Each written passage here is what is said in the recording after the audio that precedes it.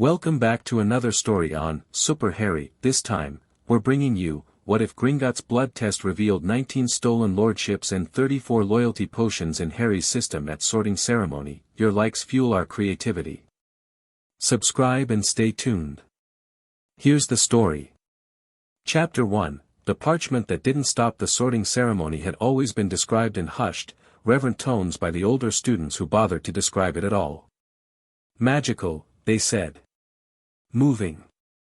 One of those moments you carry with you forever. What nobody mentioned was how long you had to stand there waiting for it, cold and damp from the boat crossing, stomach growling because the Hogwarts Express food trolley had cleaned out of everything decent by the time it reached their compartment, surrounded by 11-year-olds who were either vibrating with excitement or going quietly green around the edges. Harry Potter was doing neither. He was watching. He'd been doing it since King's Cross, since the moment a round-faced boy had grabbed his arm and asked if he'd seen a toad, since the red-haired family had materialized through a solid barrier and his whole understanding of the world had cracked open like an egg. He watched the way people moved in this world, the casual flicks of wands, the ease of magic worn like a second skin. He watched the ghosts drift through the entrance hall ceiling and noted, with something that felt almost like amusement, that half his ear screamed while he just tilted his head and stared back. The ghost in the ruff bowed at him. Harry nodded. The girl beside him, bushy-haired, already whispering facts at a boy called Seamus who was trying very hard not to listen, caught the exchange and turned to stare at Harry with something between admiration and suspicion. He didn't explain himself. He just kept moving. The Great Hall was genuinely extraordinary. He'd give them that. For long tables packed with students, the ceiling alive with candles floating in the dark, the enchanted sky above cycling slowly through deep blue and the first bruised edge of stars. The older students turned to look at the new furs ties with the particular expression of people who remember being small and are deeply relieved they no longer are. Harry scanned faces without meaning to. Catalogued them. A red-haired boy near the back waved enthusiastically at one of the twins he'd met on the train. A pale blonde boy at the far table sat very straight and watched the new students with cool, appraising eyes. Harry looked back. The blonde boy's gaze flicked away first. Professor McGonagall, sharp-jawed and immaculate, placed a three-legged stool at the front of the hall and set a battered hat on top of it. Harry studied the hat. The hat studied him back, or seemed to, the way its brim creased into something that suggested attention. Then it opened its wide mouth and sang. It was a fine song, as songs from inanimate objects went. History, courage, cleverness, loyalty, ambition, all the old categories, all the old promises. Harry listened to every word and filed them away. What he noticed was what the song didn't say. Nothing about fairness. Nothing about what happened if the system failed you. Nothing about what the hat would do if the person sitting beneath it had already been decided for. Then McGonagall unrolled her scroll, called the first name, and the business of sorting children into their futures began. Harry wasn't paying full attention to the names until McGonagall paused, set down her scroll, and cleared her throat in a way that suggested what was coming was not on the original program. The hall quieted. "Before we continue," she said, and her voice carried the particular quality of someone delivering official information they personally find distasteful, "the Hogwarts Board of Governors has approved a new intake protocol this year, in accordance with updated Gringotts Wizarding Bank security regulations. All new students will undergo a standard blood inheritance assessment before sorting." She held up a hand before the murmuring could swell. "It is painless, takes approximately 30 seconds per student, and the results are confidential between the student, their guardian, and the school administration." At the head table, Dumbledore sat with his fingers laced and his expression benevolent and entirely unreadable.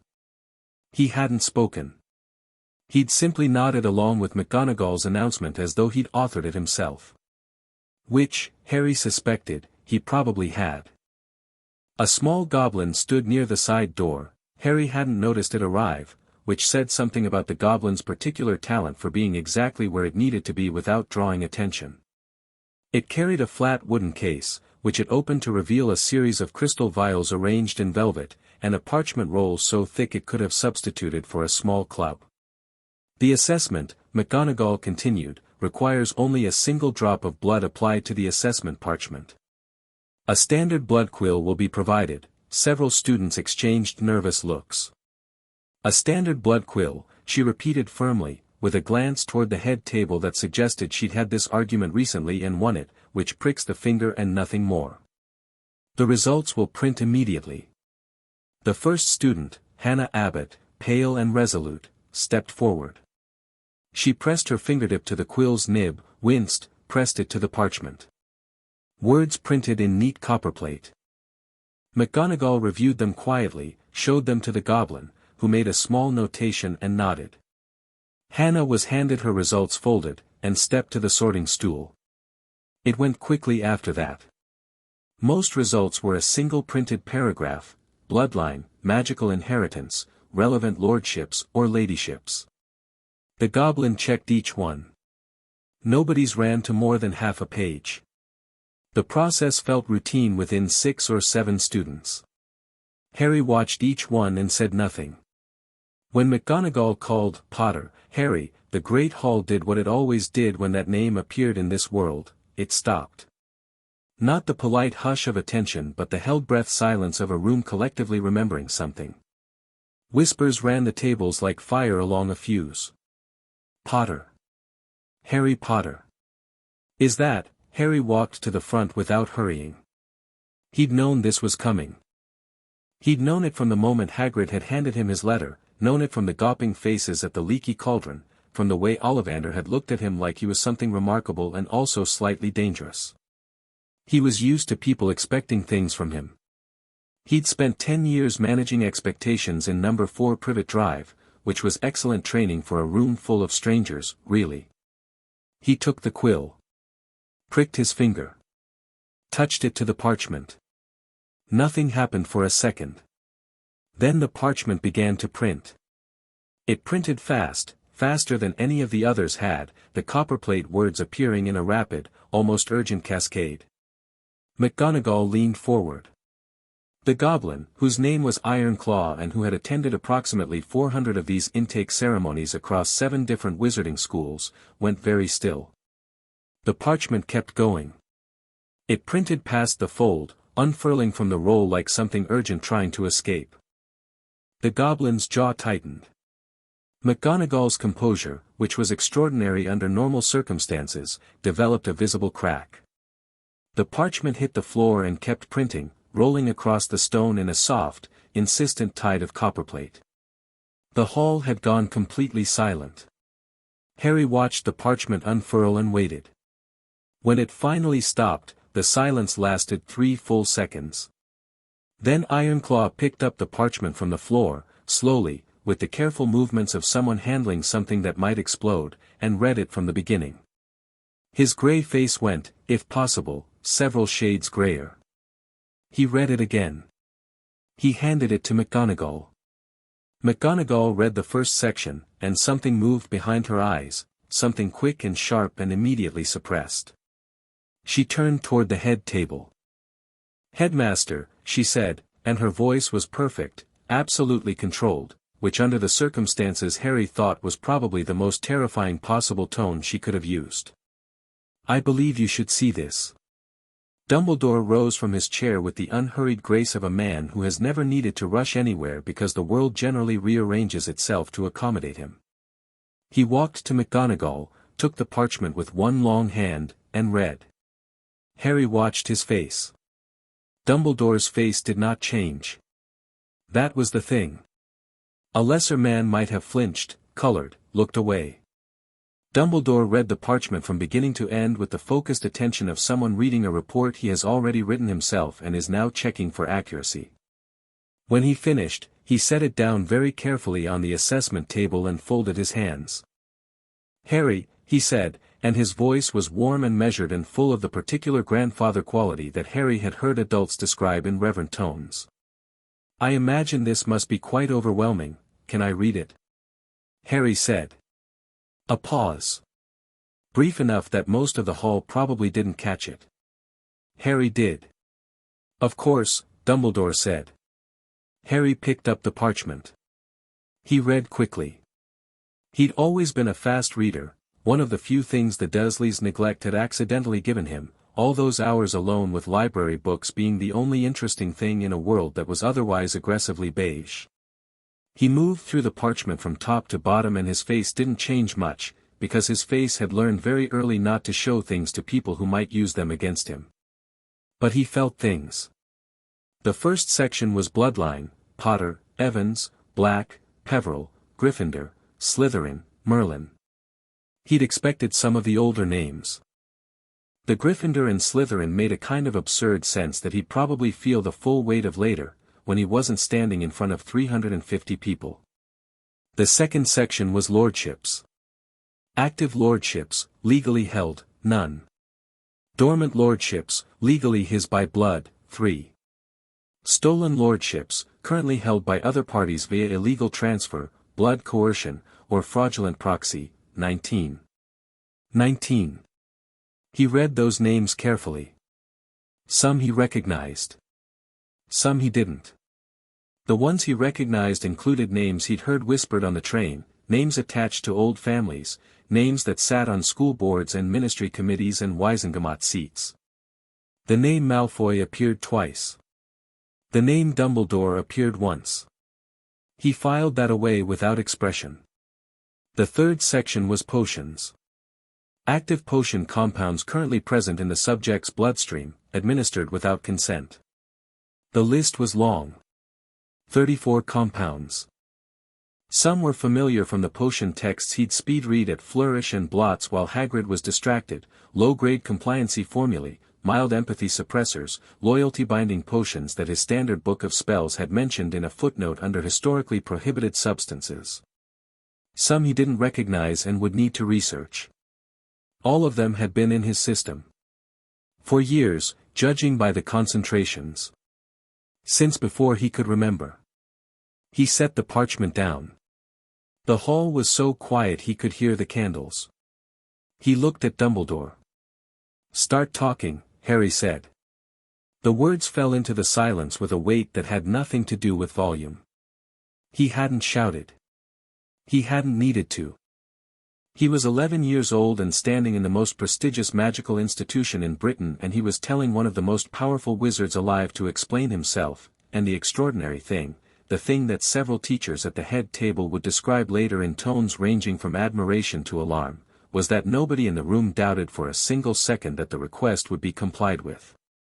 Dumbledore studied him for a long moment. The warmth in his expression hadn't entirely disappeared, but it had changed quality, become something more considered, more careful. "This," he said, "is perhaps a conversation better suited to my office. You announced this assessment in front of the entire school," Harry said. "You said the results were confidential between the student, their guardian, and school administration." He gestured around. "The student is here. I don't see a guardian. That makes me the only person in that description who's present."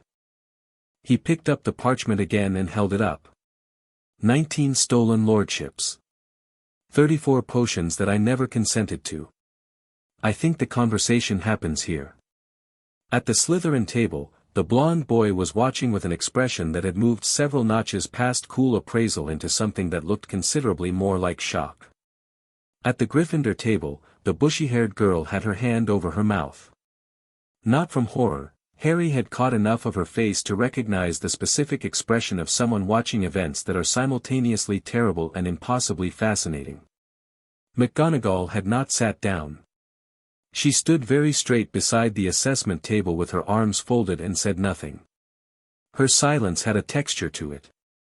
Dumbledore looked at Harry for a long moment, and something in his expression shifted, not defeat, not quite, but a kind of adjustment, like a man recalibrating his approach to terrain that has unexpectedly changed. "The lordships," he said carefully, "are a complex legal matter, involving protections that were placed without my knowledge or consent," Harry said. "Put in place for your safety, by the people who took them." Silence. "The potions in my blood," Harry continued, and he didn't raise his voice because he didn't need to, "have been there since before I can form memories. Some of them are loyalty-binding compounds. I'm currently reading about them in my first-year potions textbook, which means they're not obscure dark arts knowledge, they're just illegal. And they've been in me for years. He looked at Dumbledore directly. Who administered them? Harry, who administered them, he repeated. Not louder. Just clearer. Dumbledore closed his eyes briefly. When he opened them, his expression had settled into something that was, Harry thought, as close to honest as the man was probably capable of in a public setting. That, he said, is genuinely not a question I can answer fully tonight. There are things I know and things I suspect and things I do not yet understand, and I would not have you mistake my uncertainty for evasion. I don't, Harry said. I'm distinguishing between the things you can't answer and the things you won't. A sound ran through the hall, not quite a gasp, something more collective than that, something that had students looking at each other with wide eyes and teachers sitting up very straight. Professor Snape, at the end of the head table, had gone very still.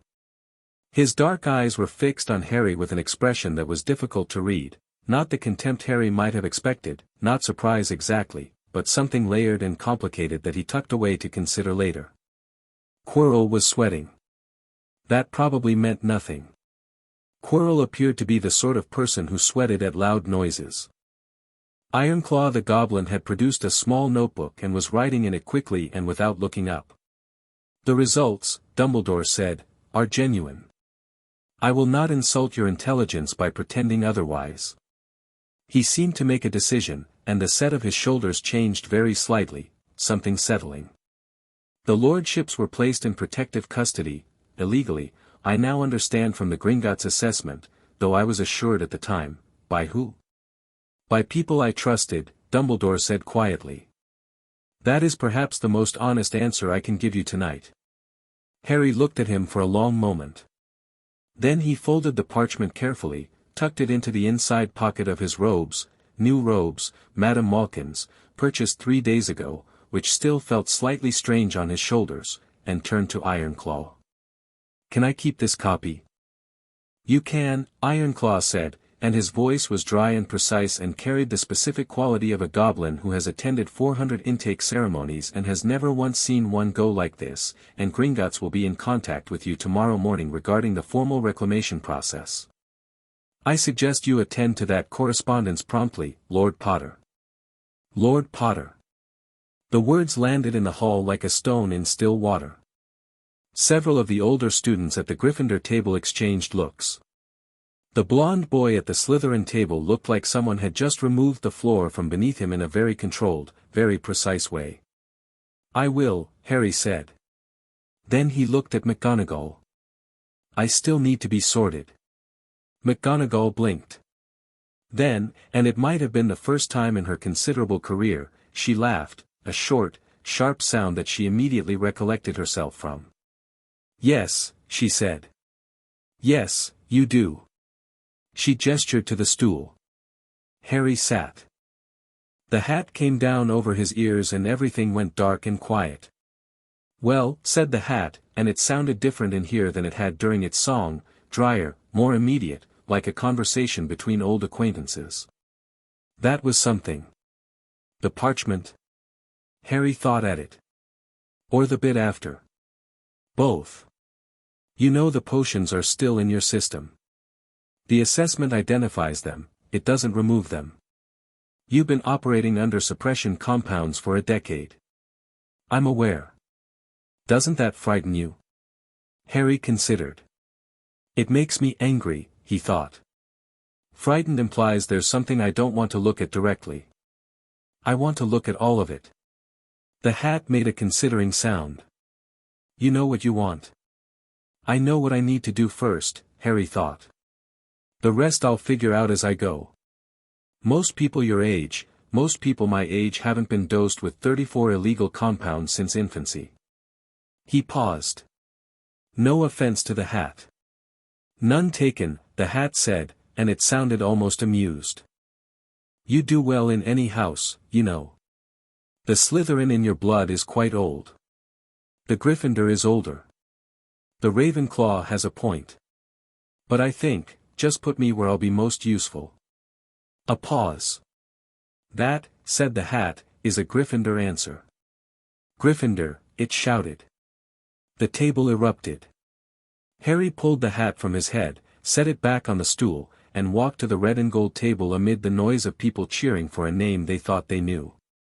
He sat down in the middle of it all and looked at nobody in particular and thought about 19 stolen lordships and 34 compounds and a man with a white beard who had stood very still and chosen his words very carefully. He thought about the name on the parchment beside the word Dumbledore.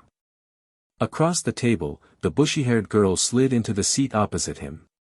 "Hermione Granger," she said, offering her hand. "I've read about most of those potion compounds on your list, if you're interested in research assistants. I started studying early." Harry looked at her. She met his gaze without flinching, which he already appreciated. "Harry Potter," he said, shaking her hand. "What do you know about loyalty-binding potions?" Her eyes lit up in the specific way of someone who has been waiting for someone to ask exactly this question. "Quite a lot, actually.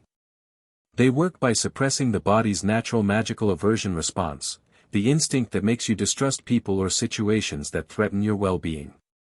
Prolonged exposure essentially rewires." She stopped. "Sorry. Too much." "Not nearly enough," Harry said.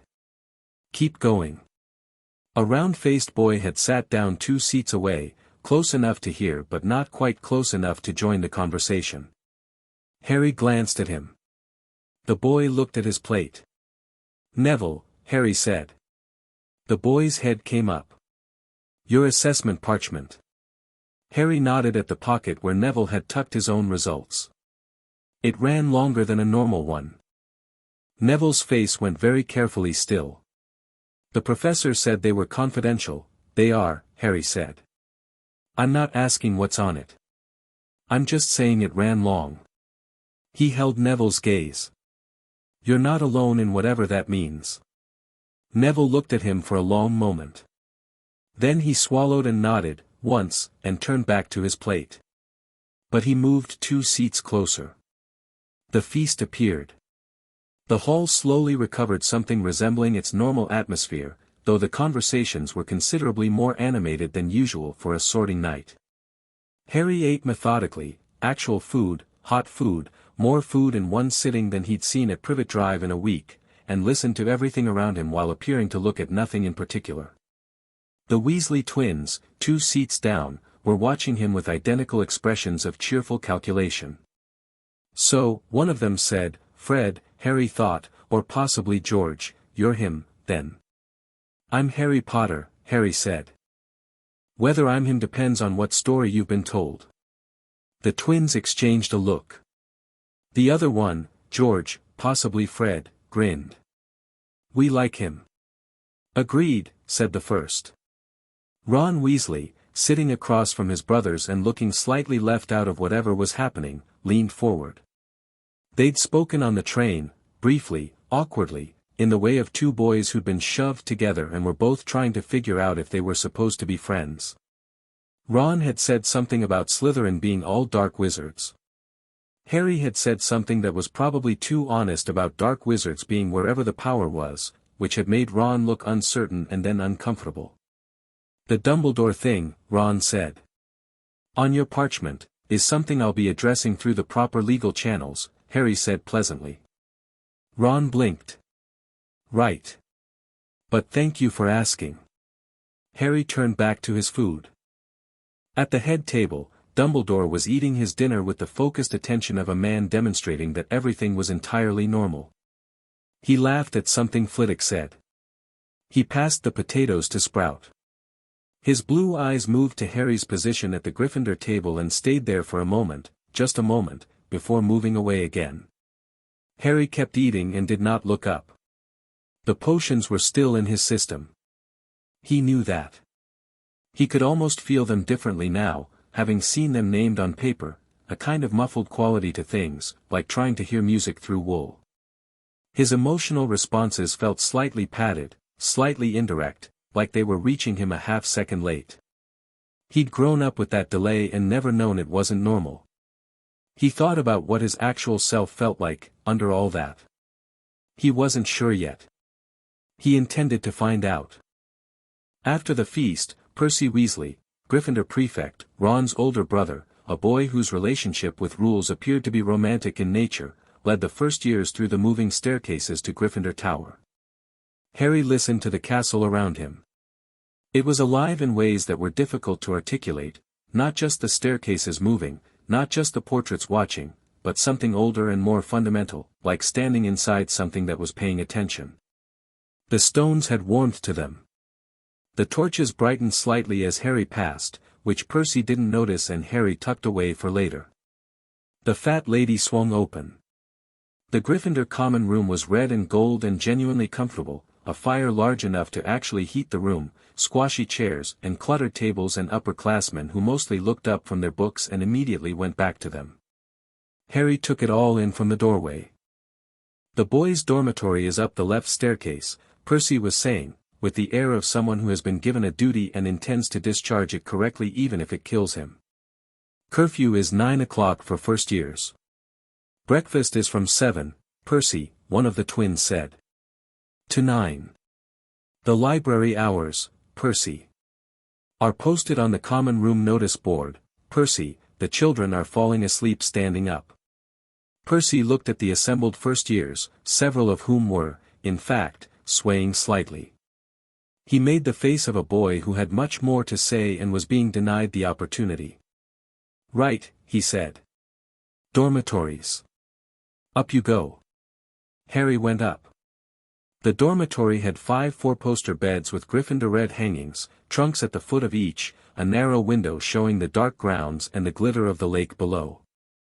He sat on the bed that had his name on the parchment card, pulled the Gringotts assessment from his pocket, and read it again from the beginning. The potions section took longest. He'd read it twice in the hall but now he read each compound name carefully, cross-referencing what he knew from his coursework reading, building a picture. Most of them were suppression-based, emotions, instincts, magical resonance. 3 of them were specifically described in his notes as loyalty compounds, which worked by making a target feel emotionally bonded to specific individuals regardless of actual relationship quality. He thought about how he'd felt about Dumbledore before tonight, not warm exactly, but unquestioningly respectful in a way that didn't quite match the evidence he actually had about the man. He thought about how he'd felt, automatically, instinctively, that Dumbledore must have a good reason for everything. He set that thought down somewhere cold and examined it. Neville Longbottom had climbed into the bed 2 over and was doing something similar with his own parchment, Harry noticed. Not reading, staring. The way you stared at something you were trying to decide whether to believe. Neville, Harry said. Neville looked up. Yours showed suppression compounds too. A long pause. Neville folded his parchment very precisely.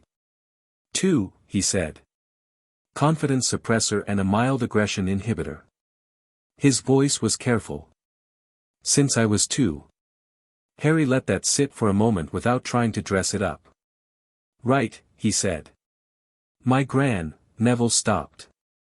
You don't have to sort that out tonight, Harry said. Neville looked at him. There was something in it, not quite gratitude, something more complicated and quieter than that. Ron Weasley had come up during the conversation and was pulling his pajamas out of his trunk with the energy of someone trying to seem occupied. Is it really that bad? He said, without quite looking at either of them. The potions, I mean. They were in everyone, not everyone, Harry said. Just the ones on the list. Not you. Ron absorbed that. Right. It might be nothing to you, Harry said. It's something to me. Ron went quiet. After a moment he said, my mum might know something about it. She knows loads about potions. Harry filed that away. Thanks. He pulled the curtains on his bed, lay back on the actual mattress, real mattress, not the thin privet drive affair he'd grown up on, and listened to the dormitory settle into sleep around him. Seamus was already snoring. Dean Thomas was reading with a small wand light he'd somehow already figured out how to produce. Ron's curtains were shut but he wasn't asleep, Harry could tell by the too deliberate stillness. Neville's light stayed on for a long time. Harry stared at the canopy and took inventory of himself. The way he felt right now versus how he usually felt. He'd always assumed the muffled quality of his inner life was normal, that everyone felt emotions arriving late, that everyone experienced their own instincts as slightly advisory rather than immediate. He'd thought the way he automatically trusted certain adults was just sense. The parchment had 23 specific trust-binding compounds of varying intensities. The strongest 2 were keyed to Dumbledore's magical signature. One was keyed to, and he'd had to reread this part 3 times to make sure he was reading it correctly, Petunia Desley. He stared at the canopy. His aunt. Petunia, who had barely tolerated him, who had fed him on sufferance and housed him out of legal obligation. Petunia, who had never once been warm to him and seemed at least once a day to sincerely wish he didn't exist. There was a trust-binding compound keyed to her magical signature, except Petunia didn't have a magical signature, she was a muggle. No. Not quite. The compound had been keyed to a specific location signature. The address. The binding wasn't to his aunt. It was to the house. It kept him wanting to return there, feeling something like safety in a place that had never actually been safe, feeling the pull of home in a house where he'd slept in a cupboard for 10 years. He made himself breathe evenly. Someone had put that in him. Someone had decided that keeping him compliant, trusting, suppressed, and connected to that house was worth 23 separate potion compounds administered to a child who was too young to understand what was being done to him. He was angry now.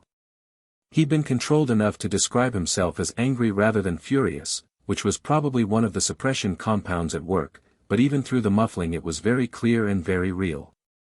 He thought about what Hermione had said at dinner. They work by suppressing the body's natural magical aversion response. His natural magical aversion response, whatever that looked like unmuffled, had apparently needed 34 separate compounds to keep it down. He thought he'd probably be interested to meet it. The Gringotts contact letter Ironclaw had pressed into his hand as he left the hall was in his robe pocket. He'd deal with that tomorrow morning, early, before anyone else was up. He needed to establish exactly what the reclamation process looked like, what steps were required, what was immediately available to him and what would require the Wizengamot. 19 lordships. 19 separate properties, incomes, Wizengamot votes, legal identities that were his by blood and were currently making other people comfortable. Some of those people were sitting in this school. One of them was sitting at the head table. He thought about the name on the parchment beside Dumbledore and the one lordship that entry represented. He thought about the careful way Dumbledore had said people I trusted and whether that was truth or a very skilled performance of truth and whether, at this point, it actually mattered. Tomorrow he'd write to Gringotts. He'd research every potion compound on that list. He'd have a conversation with Hermione Granger, who clearly had a research appetite that could eat a library, and with Neville Longbottom, who had a quiet fury underneath him that Harry suspected nobody had ever bothered to cultivate. He'd be polite in potions and pay attention in charms and show up on time to everything because Hogwarts was still the most interesting place he'd ever been and he intended to learn as much of it as possible. He'd also, quietly, methodically, and without asking permission from anyone, begin taking back everything that had been taken from him. The candles in the dormitory guttered out one by one. Somewhere outside, an owl called once across the dark grounds. The lake glittered far below the window, and the castle breathed around him, old stones and old magic, and somewhere in the portraits and in the walls and in the torches that had brightened as he passed, something paid attention. Harry closed his eyes. He did not feel small. For possibly the first time in his conscious memory, in a bed in a room at the top of a tower in a castle that was more genuinely his by blood than the cupboard under the stairs had ever been, Harry James Potter felt, underneath all the muffling, like something that was about to wake up. He slept without dreaming. In the morning there was a letter. It arrived at breakfast with the other owls. Hogwarts had a communal owl post, which Harry had not known, and landed in his porridge with the particular accuracy of a bird that had been told to find this person and was not going to be deterred by minor obstacles like food. The envelope was cream-colored and heavy, sealed with the Gringotts crest in deep green wax, a dragon swallowing its own tail. Hermione was beside him before he'd finished opening it. Is that from Gringotts already? Sit down, Harry said, not unkindly. You can read it when I've read it. She sat down. She lasted approximately 8 seconds before leaning sideways enough to read it over his shoulder. Harry decided he didn't mind. The letter was formal but direct. Gringotts confirmed the results of the blood inheritance assessment. It confirmed that the Potter account and all associated vaults had been placed under a legal hold 18 months prior to Harry's entry to Hogwarts, by order of, and here the letter used very careful language, a currently unnamed party acting under a signed Wisengamot Emergency Powers Order of 1981.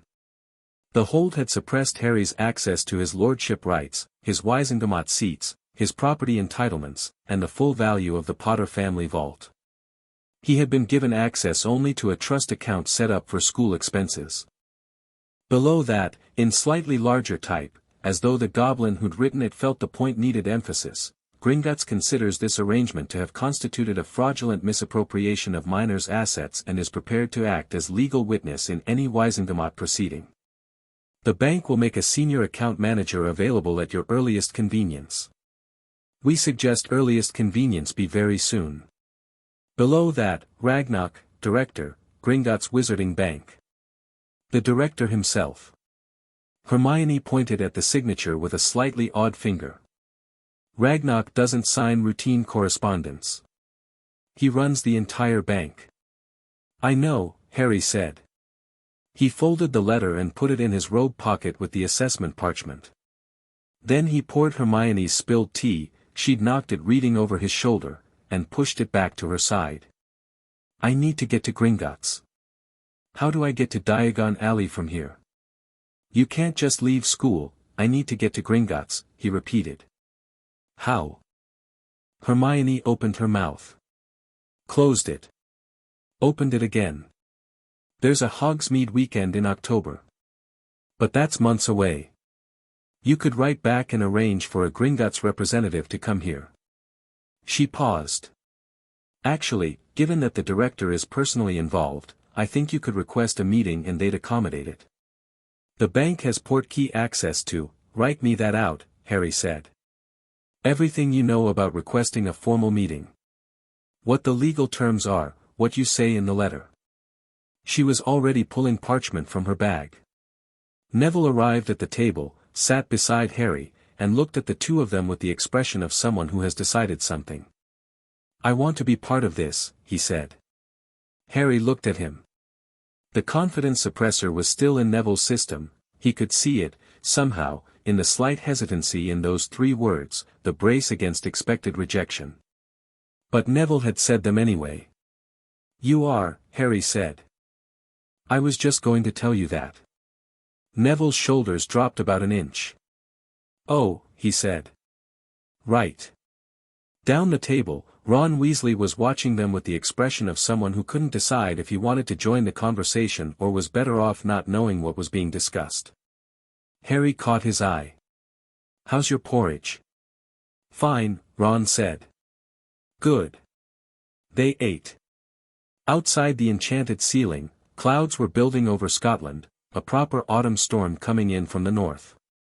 Inside the Great Hall, 350 students were eating their breakfasts and conducting the normal social negotiations of the first day of term, and nobody at the Gryffindor first-year table was talking about anything particularly unusual, which was almost certainly how Harry preferred it. At the head table, Dumbledore was watching him. Not conspicuously, just with the alert, patient quality of a man watching a situation he can no longer control and working out what his next step should be. When Harry finally looked up and met his gaze directly, the headmaster inclined his head very slightly, as though acknowledging something. Harry held his gaze for 1 flat, steady second. Then he went back to his breakfast. He had a Gringotts letter to write, a library to raid, and a potions list to research, and the first class of the term started in 40 minutes. There was a great deal to do. Chapter 2, Lords don't ask permission. The Ollery smelled exactly like what it was, a tower full of birds, and at 6:30 in the morning it was mostly empty of people, which was why Harry had chosen it. The owls watched him from their perches with the specific patient judgment of creatures that had been delivering messages for centuries and had seen considerably stranger things than a first year with a heavily annotated draft letter. Hermione had helped with the letter the previous night, in the corner of the common room while everyone else was navigating the social architecture of first week Hogwarts. She'd been thorough to the point of being almost alarming about it, pulling quotes from Magical Law and the Rights of Inherited Property, 3rd edition, revised, a book she'd apparently packed in addition to the required course texts, and cross-referencing 3 separate sections on minors' inheritance rights before declaring the letter legally sound. Harry had watched her work and thought that whatever forces had shaped Hermione Granger into a person who packed supplementary legal textbooks for first year, he was very glad they existed. The letter was 2 pages. It requested a formal meeting with Gringotts Director Ragnarok or his designated representative, cited the blood inheritance assessment results as grounds for urgent legal proceedings, named the lordships in question, listed the potion compounds, and included, at Hermione's insistence, a full paragraph invoking Goblin Wizard Accord Article 7, which apparently gave Gringotts independent investigative authority in cases of asset misappropriation. At the bottom Harry had added one line that wasn't in any legal textbook: "I'm available immediately and I travel well." He tied the letter to a school owl, a large, self-important brown one that held still for the tying with the air of a professional enduring a necessary indignity, and watched it launch out the tower window into the grey Scottish morning. Done. Moving. He came back down the Ollery stairs and nearly walked into Professor Snape. The potions master was standing at the base of the stairs in his usual black, which at this time of morning and in this particular corridor had the quality of a personal style choice that doubled as a threat display. He was holding a book under one arm and looking at Harry with the expression of a man who had arranged to be somewhere and found the universe had also arranged something without consulting him. They looked at each other. "Mr. Potter," Snape said. "Professor Snape," Harry said. A pause. Snape looked at the Ollery stairs, then at Harry, then at Harry's empty hands. The letter was gone. Something moved in his expression, too brief and too complicated to read easily. "Early morning correspondence," Snape said. It wasn't quite a question. "I'm a morning person," Harry said pleasantly. Another pause.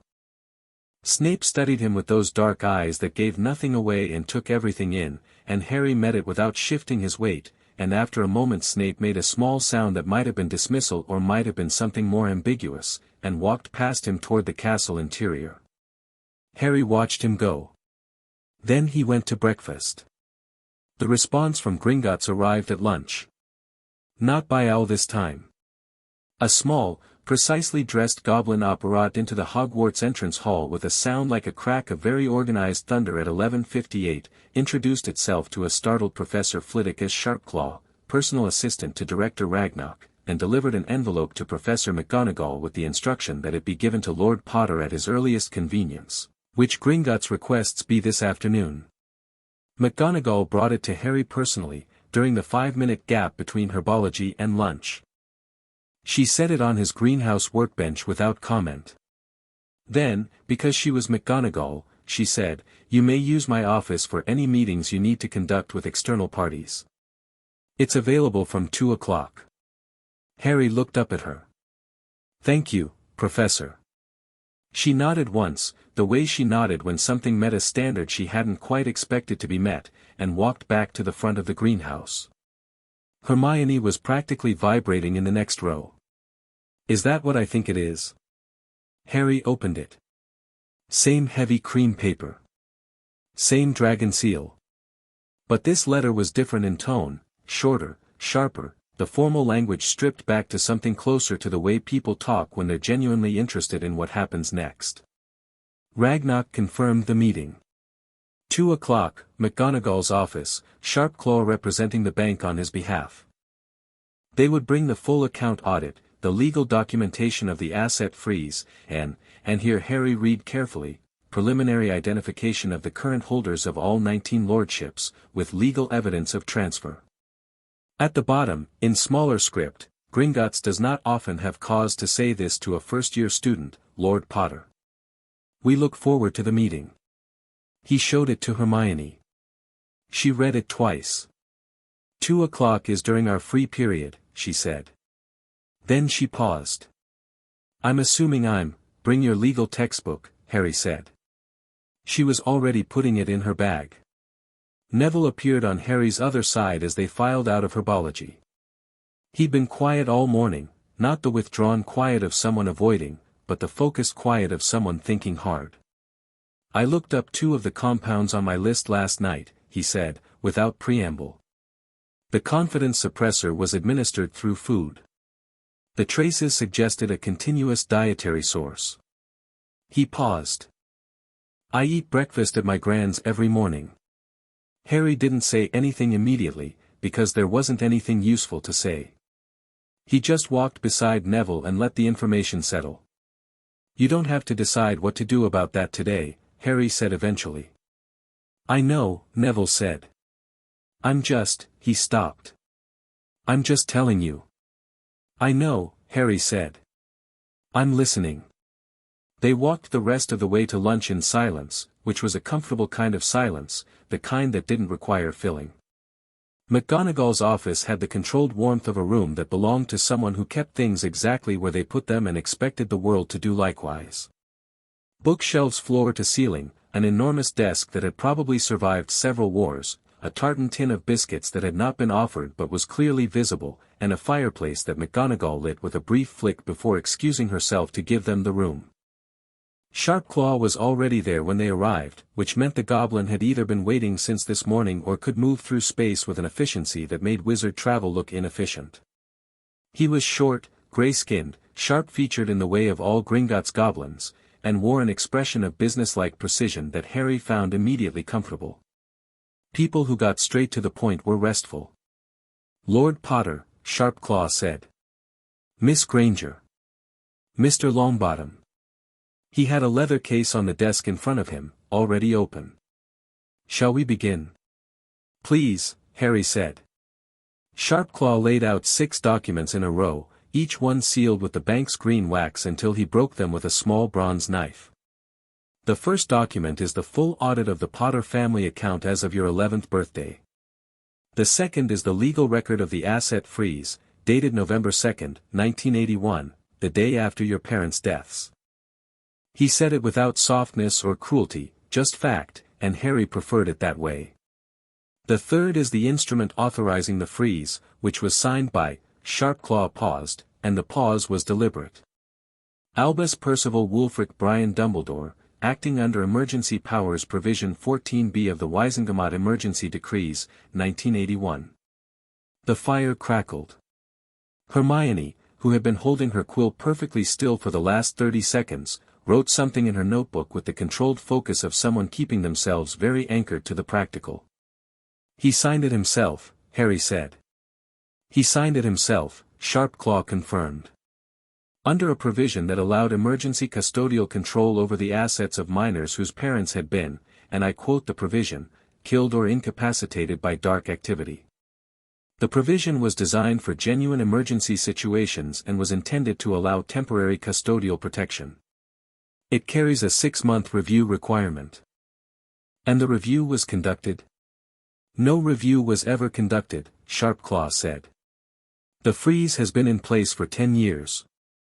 The provision under which it was authorized expired after 2 years. He slid the 4th document across the desk.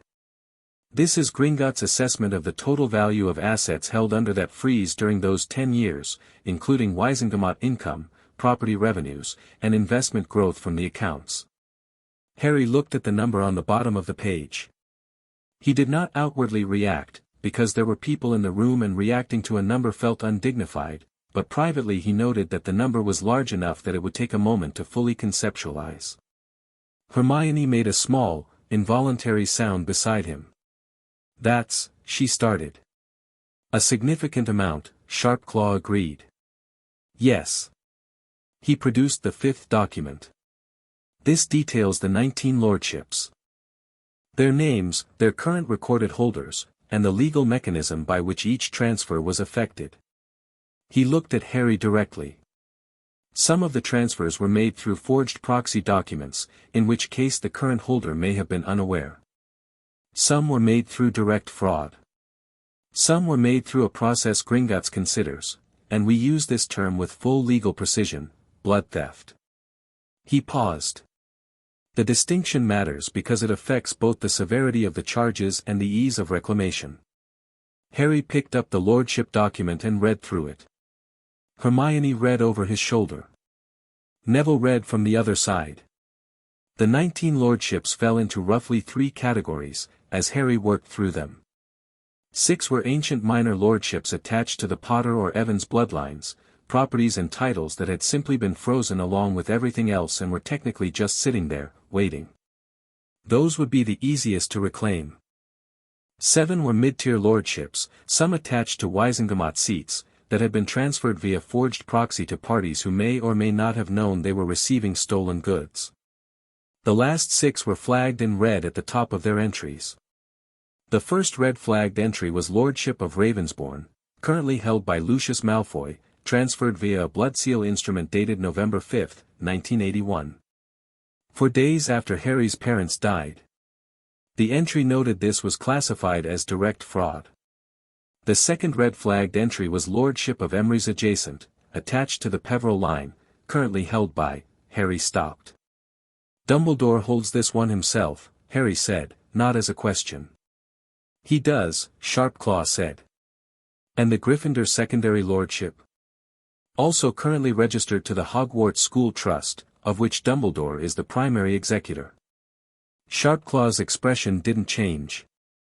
Which means, in practical terms, yes. Harry set the document down. He looked at the fire for a moment, not because he needed to think, he already knew what the next step was, but because he wanted to feel the full weight of what he was looking at before he moved on. 19 lordships. 2 held directly by a man who had signed himself custodial control over Harry's assets the day after his parents were buried. He turned back to Sharpclaw. What's the reclamation process? Blood claim is the simplest and most legally defensible, Sharpclaw said. You provide a blood seal to the relevant documents, Gringotts registers the claim, and the lordship reverts immediately for the 6 cases of clear fraud. The forged proxy cases require a Wisengamot hearing, which Gringotts will support as witness. The cases involving Dumbledore will require a full legal proceeding. He paused. I should be clear about timing. Blood claims can be registered today, at this table. You don't need to be at Gringotts. Harry looked at the bronze knife on the desk. The 6 minor lordships, he said. Let's do those now. Sharpclaw laid out the documents. Harry pressed his thumb to the bronze knife, which pricked clean and quick, and pressed his blood to each seal in turn. 6 lordships. 6 small surges of something, warmth, or weight, or recognition, each one brief but distinct, like a key turning in a lock that had been waiting a very long time. He couldn't tell if he was imagining the feeling or if it was real. He didn't think he was imagining it. When the 6th seal dried, Sharpclaw produced a small square of parchment and handed it across. Your active lordship count as of now, Lord Potter, Lord Evans, Lord Peveril Minor, Lord Gryffindor Cadet, Lord Ravensbourne Cadet, and, he paused. Lord Slytherin Jr. Hermione's quill stopped moving. Neville looked up from his notebook. The Slytherin connection is through the Evans line, Sharpclaw said, in the tone of a goblin who has seen everything and intends to continue seeing it without commentary. It's a cadet branch, not the primary line. The Lord Slytherin primary title is, he checked his notes. Complex. We'll address it in a future meeting. Fine, Harry said. He moved the parchment aside. The Wisengamot cases. What do I need to submit? A formal petition, supported by the Gringotts audit and the legal evidence of fraud. We've prepared a draft petition. Sharpclaw produced one more document. This is ready for your signature. Once signed, we file it with the Wisengamot clerk. Given that the petition names Lucius Malfoy, who currently holds 2 of the relevant lordships, and given the political sensitivity of several other names on the list, I would expect the ministry to be involved within 24 hours. Good, Harry said. Sharpclaw looked at him with the expression of someone who had expected either more reluctance or more theater and had found neither. You understand, he said, that filing this will create a significant amount of political disruption, Harry said. Yes. Sign the petition. Sharpclaw looked at him for one more moment, then slid the petition forward. Harry signed it. His handwriting was clean and deliberate, not a child's handwriting, exactly, more the handwriting of someone who had been left alone with books often enough to develop something closer to adult consistency. Sharpclaw took it back, made a notation, sealed it with the bank's mark, and put it in his case. He then produced a small card and placed it on the desk. My direct contact. The full account audit will be available for your review at Gringotts at your earliest convenience, Hogsmeade weekend in October, perhaps, or we can arrange a Saturday morning port key from the school grounds with headmistress. He stopped himself. With Professor McGonagall's permission.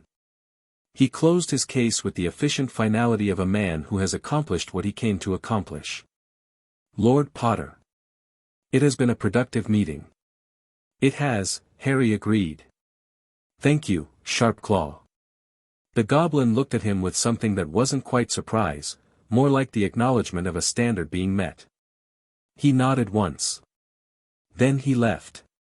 The door closed. Hermione released a breath she'd been holding for approximately the last 6 minutes. Harry, she said. I know. The Slytherin lordship, I know. And Dumbledore has too, I know. He picked up his copy of the lordship document and folded it into his robe. I need to send 3 letters before dinner. He looked at both of them. I need everything you know about formal Wisengamot procedure. And I need to know if either of you can think of a reason I shouldn't send legal notice to Lucius Malfoy directly. A pause. I can think of several reasons someone might advise against it, Hermione said carefully. That's not what I asked. She thought about it seriously, which he appreciated. No, she said finally. I can't think of a principled reason against it. Neville. Neville was looking at the empty space on the desk where the lordship document had been. His son's in our year, he said. Yes. That's going to be complicated, Harry finished. Yes. Neville nodded slowly. Then something shifted in his expression, that quiet anger Harry had noticed underneath him, the one nobody had ever bothered to cultivate. Send the letter, Neville said. That afternoon in Potions, the dungeon classroom was cold in the way of rooms that have been cold for centuries and have settled into it as a permanent condition. Harry sat at the bench with Neville and watched Snape make his entrance, the door, the billow, the slow survey of the room with those dark eyes that managed to communicate both boredom and threat simultaneously. Potter, Snape said, and his voice had the quality of something being deliberately set down with controlled force. Our new celebrity. Around the room, people held their breath in the anticipatory way of students who have heard about teachers like this but haven't yet seen them in action. Harry looked at Snape. Professor Snape, he said. Good afternoon. Snape studied him. The pause lasted long enough to be pointed. Let us see if your fame extends to your intellect. Potter, what would I get if I added powdered root of asphodel to an infusion of wormwood? The draft of living death, Harry said, and then because he'd spent the train journey reading ahead and it was relevant, which is a more powerful version of the draft of peace. The asphodel is what produces the prolonged state, without it you get sleep, with it you get something closer to suspended animation. The wormwood acts as a magical solvent to help the asphodel's properties bind. He paused. It's also used as a base in several loyalty-adjacent potion compounds, according to my reading, though the applications were flagged historically prohibited. The last 5 words landed in the room with a very specific weight. Snape's expression did not change. But something behind his eyes did, a shift, quick and complicated. Where would you look, he said, more carefully now, if I told you to find me a bezoar? A goat's stomach, Harry said. Any apothecary stocks them. They're a standard emergency counter for most common poisons, which is probably why they're in a first-year answer. And what is the difference between monkshood and wolfsbane? Nothing. Same plant, different names. Also called aconite. It's classified as both a restricted substance and a standard potions ingredient depending on the application, which seems like a policy contradiction, but I assume there's a historical reason. A long pause. There is, Snape said, and his voice had dropped slightly, the performance quality of it receding by about 15%. We will discuss it next week. He moved away to the board and began writing the day's instructions. He did not mention Harry again for the rest of the lesson, which was the most pointed form of acknowledgement he was probably capable of. Neville, beside Harry, had managed a perfectly competent attempt at their first potion, which was supposed to be a simple color-changing compound, and which had managed the color change without exploding or producing any concerning smells, which for a first lesson was in Harry's estimation a genuine achievement. "You were good in there," Harry told him as they packed up. Neville looked at his cauldron, surprised. "It worked, but it was slower than it worked," Harry said. "That's what matters in the first lesson." Neville gave him a look that was part uncertainty and part something warmer. He didn't argue. After dinner, Harry wrote 3 letters. The first was to Lucius Malfoy. He used formal address, Lord Malfoy, because that was legally appropriate and also because it cost him nothing to be correct. The letter was short. It informed Malfoy that Gringotts had filed a formal petition for the reclamation of the Lordship of Ravensbourne and the secondary Lordship of Harrow Adjacent, both currently registered in Malfoy's name, on grounds of fraudulent transfer executed in November 1981. It informed him that the petition would reach the Wizengamot within 48 hours. It invited him, in the politely devastating language Hermione had suggested for this part, to respond through appropriate legal channels at his earliest convenience, as the matter would proceed with or without his participation. He signed it. Harry J. Potter, Lord Evans, Lord Peveril Minor, Lord Gryffindor Cadet. The second letter was to Madame Amelia Bones, head of magical law enforcement, whose name Sharpclaw had specifically flagged as someone who should receive a copy of the petition filing. He kept this one factual and brief: "Here is what Gringotts found, here is what has been filed, here is a summary of the potion compounds." He added one sentence at the end: "I understand that some of what I'm describing may be uncomfortable for established institutions to address. I'm raising it anyway." The third letter was shorter than both of the others. It was addressed to Albus Dumbledore, Headmaster, Hogwarts School of Witchcraft and Wizardry. It said, "I know about the Emergency Powers Order. I know about the Asset Freeze. I know about the Emery's Adjacent Lordship and the Gryffindor Trust registration. I'm not approaching this with anger, Professor. I'm approaching it with documentation. The Wizengamot will be receiving a petition within 48 hours. I thought you should hear it from me first." He almost signed it Harry Potter. He signed it Lord Potter instead. He sent all 3 owls from the Ollery at 7 in the evening, watched them vanish into the dusk over the grounds, and felt something settle in his chest, something like the right gear catching. He went back to the common room, sat with Hermione and Neville, and spent 2 hours doing legitimate charms homework, which was genuinely interesting and involved making a feather hover approximately 3 feet off the table, which Harry managed on the 4th try and Hermione managed on the 1st. "Show off," Harry told her. "I practiced at home," she said, without apology. Obviously. At the Slytherin table across the Great Hall during dinner, something was happening that Harry was partially aware of without being the direct object of. He'd caught the blonde boy, Draco Malfoy, watching him twice since the sorting, both times with an expression that had moved through several stages too quickly to fully catalogue. During dinner, a 5th-year Slytherin had leaned across to Malfoy and said something close to his ear. Malfoy had gone very still. He'd spent the rest of dinner eating carefully and not looking at the Gryffindor table at all. Harry thought about what had just arrived at Malfoy Manor in Wiltshire by Owl. He thought about being 11 years old and having your father's political and financial world begin to destabilize in the space of a single evening, and felt a brief, involuntary pang of something that wasn't quite sympathy but was adjacent to it.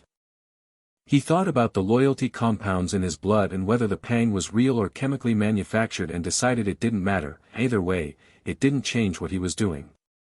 Draco Malfoy caught his eye across the hall. Harry held the look for a moment, level and neutral. Draco looked away first. Again. The response to the Dumbledore letter came not by owl but in person, and not in the morning as Harry had expected but at 9 that same evening, when a knock on the Gryffindor common room portrait hole resulted in the fat lady announcing, in the bored tones of someone performing a function she finds beneath her talents, that the headmaster requested Mr. Potter join him in his office. The common room went quiet in the particular way of a room full of students who are pretending very hard not to be interested. Fred and George Weasley had stopped their card game mid-hand. Ron was staring at his charms essay. Hermione had looked up and was very deliberately looking back at her book. "Tell him I'll be up in 10 minutes, Harry said. The fat lady blinked. "He did say, 10 minutes, Harry said pleasantly. He finished the paragraph of Charms Theory he was writing, reviewed it for accuracy, packed his bag with unhurried movements, and then got up and went. Dumbledore's office was at the top of a spiral staircase behind a gargoyle that jumped aside with the air of something operating under instructions it hadn't been given a choice about. The office itself was extraordinary, circular, warm, full of silver instruments that whirred and ticked with the self-important industry of things that wanted you to notice them. Portraits of previous headmasters lined the walls. Most of them were watching. Dumbledore was standing by the window when Harry came in, looking out over the dark grounds. He turned at Harry's entrance, gestured to one of 2 chairs by the fire. Harry sat.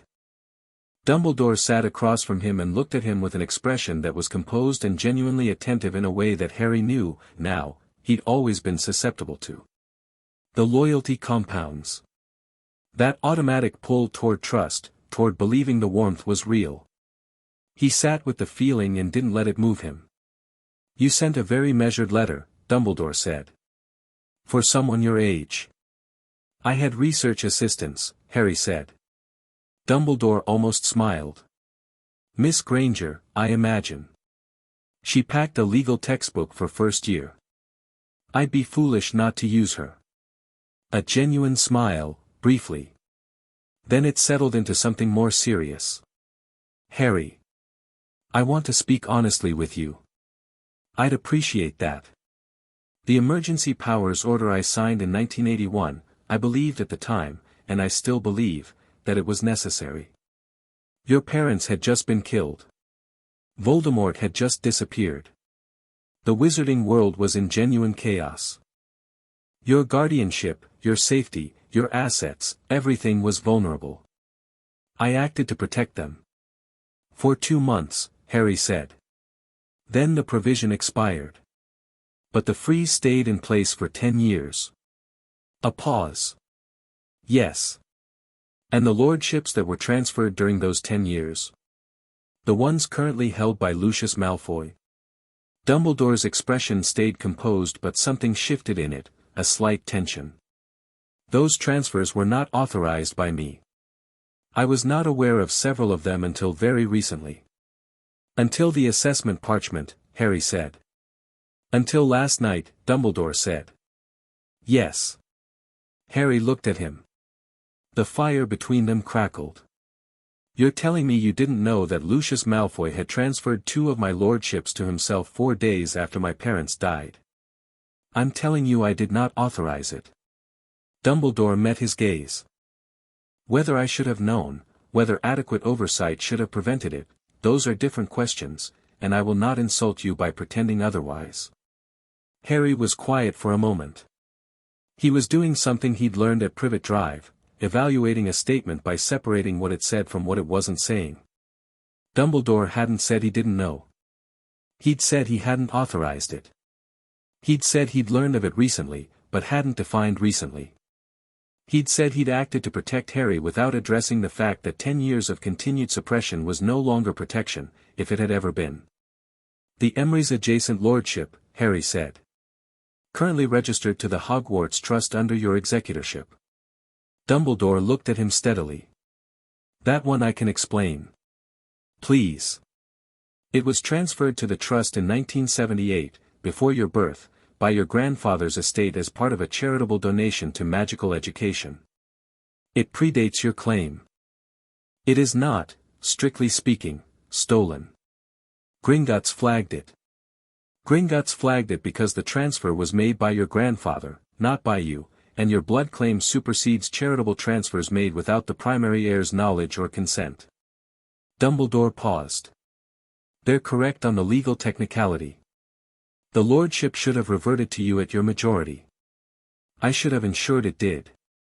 He looked at his hands briefly. That oversight was mine. I will not contest the reclamation. Harry filed that away. The Gryffindor Trust secondary lordship. The same mechanism. Same resolution. Dumbledore looked at him. I am not your enemy in this, Harry. No, Harry said. And he meant it, which was the complicated part.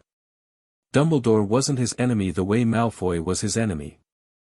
Dumbledore was something more intricate than that, a man who had made decisions on Harry's behalf without Harry, who had arranged the world around Harry's best interests as Dumbledore understood them, who had left a child in a cupboard under the stairs for 10 years because the wards needed anchoring to blood, and who had signed documents that muffled that child's instincts, emotions and magical development, not out of cruelty but out of the particular arrogance of certainty. Not an enemy. Worse than that, in some ways. I have filed the Wisengamot petition, Harry said. Malfoy will receive legal notice tonight. Madam Bones has received a summary. He looked at Dumbledore. The potion compounds are going to come up in those proceedings. All 34 of them. Dumbledore's expression held very still. Harry, who administered them? The fire. The whirring instruments. The watching portraits. I believe, Dumbledore said slowly, that the compounds were administered through the food supply at your relative's home. I believe they were arranged by a third party who acted, as they believed, in the interests of magical Britain's stability. He met Harry's eyes. I did not arrange them. I was aware of 2 of the less significant compounds, designed to ease the transition between the magical and muggle world for a child. You knew about 2 of them, Harry said. Yes. And the other 32? Were not known to me. Harry looked at him. Who is the third party? Dumbledore was quiet for a long moment.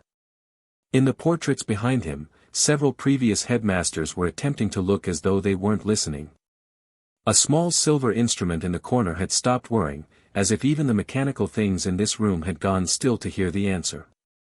I will tell you, Dumbledore said. When I can do so with the appropriate evidence rather than the appropriate suspicion.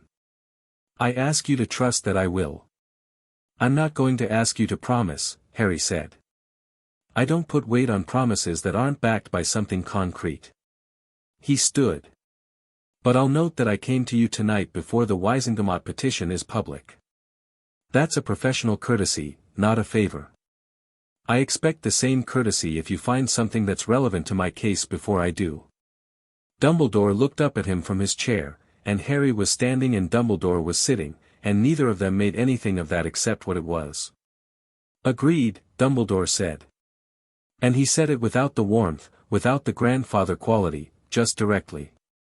Which Harry found, oddly, the most trustworthy thing the man had said all evening. He left. Back down the gargoyle stairs, back along the corridor, back through the castle that breathed around him and lit its torches slightly brighter as he passed. He was moving quickly, not running, but with the purposeful speed of someone with more to do tonight and not much time. His mind was cataloguing the conversation, sorting what was probably true from what was certainly strategic from what required follow-up. The third party who had administered most of the potions. The person Dumbledore was protecting with his careful language, or feared, or both. The compounds that had been in Harry since before he could form memories. He stopped at the entrance to the Gryffindor common room and thought about it properly for the first time. 32 compounds he hadn't known about. Suppressing his instincts, his confidence, his magical resonance, his ability to trust his own responses, his instinct to question authority. Since infancy. What was someone afraid of, exactly? What were they afraid he'd be without all that? He thought about the 6 lordship seals this afternoon, the brief warm weight of each one as it returned to him. He thought about the torches. He said the password. Inside, the common room was mostly empty now. Curfew had come and gone and most people had gone up to bed. Hermione was still there, sitting in the best chair by the fire, 2 books open and a parchment of notes in her lap, because Hermione Granger's relationship with sleep seemed to be primarily strategic. She looked up when he came in. "How was it?" she said. Harry dropped into the chair across from her, stretched his legs toward the fire. "Informative," he said. "Good informative or bad informative?" "Both." He looked at the fire. He admitted to knowing about 2 compounds. Claimed not to know about the other 32. Claims not to have authorized the Malfoy transfers. Is willing to relinquish the Emrys and Gryffindor lordships without contest. Hermione's quill was moving again. What about the third party? Wouldn't name them. Said he'd tell me when he had evidence rather than suspicion. He paused. Which means he has a suspicion. Which means he knows, Hermione said. He's protecting someone or gathering evidence against them or both. Yes. She was quiet for a moment, writing. Then, the loyalty compounds that were keyed to specific signatures, the analysis on them in Gringotts' report said they required a relatively advanced potions practitioner. Someone who knew your specific magical signature well enough to key binding compounds to your response chemistry. Harry looked at her. He'd been thinking this too. Someone who was present before or shortly after my birth. Someone trusted enough to have access to you as an infant. She looked at him steadily. I've been thinking about who might have that access and also have the motivation and the skill. Snape was a Death Eater, Harry said. Yes. But he's also been Dumbledore's man since before the war ended, and Dumbledore clearly trusts him completely, which suggests whatever his involvement was, Dumbledore either knows or is confident he didn't do the significant damage. She chewed her quill, which was the only sign she ever showed of working through something difficult. I keep coming back to the compounds keyed to Petunia Desley's house location. The ones that made you feel connected to a place that wasn't a real home. She looked at him. That's not malice. That's strategy. Someone needed you there, not comfortable, just unable to leave. Harry was very still. The wards, he said. Blood wards tied to the location, Hermione said. Lily Potter's sacrifice magic anchoring to the address. Dumbledore told people that's why you were placed there. But the wards would work with just the location. The potion compound on top of that, the one keeping you wanting to stay, that's not the wards. That's extra. Someone wanted to make sure, Harry said. Or someone wanted control of your movements. Hermione set down her quill. Harry. Whoever administered those 32 compounds isn't a random Death Eater acting independently. They had long-term access to you, advanced potion knowledge, and a specific strategic goal. She paused. And Dumbledore has a suspicion. The fire crackled. Tomorrow, Harry said, I need everything you can find about the potions keyed to specific magical signatures. How difficult they are to brew, what qualifications they'd require, who in Wizarding Britain would have that skill set. He looked at her. Can you do that? I'll go to the library before breakfast, she said. Thank you. She nodded once, in her particular way that was efficient rather than warm but meant the same thing. She started packing her books. Harry. For what it's worth. She paused. Whatever you were under all those compounds, I mean, whoever you were, I think I would have liked you. She said it matter-of-factly, not as a compliment but as an observation, the way she stated things she'd simply concluded were true. But whoever you're going to be when they clear out, she picked up her bag. I think that might be considerably more interesting. He watched her go up the girls' staircase. He sat alone for a while with the fire. Outside, in the grounds, In the dark, 3 owls were crossing Britain with letters that would land before morning and shift things in ways he couldn't fully predict. Lucius Malfoy's evening was about to become significantly less comfortable. Amelia Bones was going to read something over her breakfast that would make her very interested in her schedule for the coming week. And somewhere, in the precise and intricate machinery of wizarding political power, something was beginning to move. Good, Harry thought. He went to bed and slept without the dreams that the loyalty compounds had apparently been suppressing along with everything else, which meant he woke at 6 with a kind of raw, vivid clarity that was new and slightly startling, and lay there in the grey morning light feeling the edges of himself. Sharp edges. Real edges. He thought, yes. That's more like it. He got up. Chapter 3, The Weight of Cleared Blood. The Hogwarts library opened at 7 in the morning and Hermione had been there since 5 past, which the librarian Madame Pants had noted with the expression of someone who disapproves of enthusiasm on principle but finds it difficult to argue with when it presents itself so correctly, with clean hands and a proper bookmark and no food within 20 feet of the restricted section.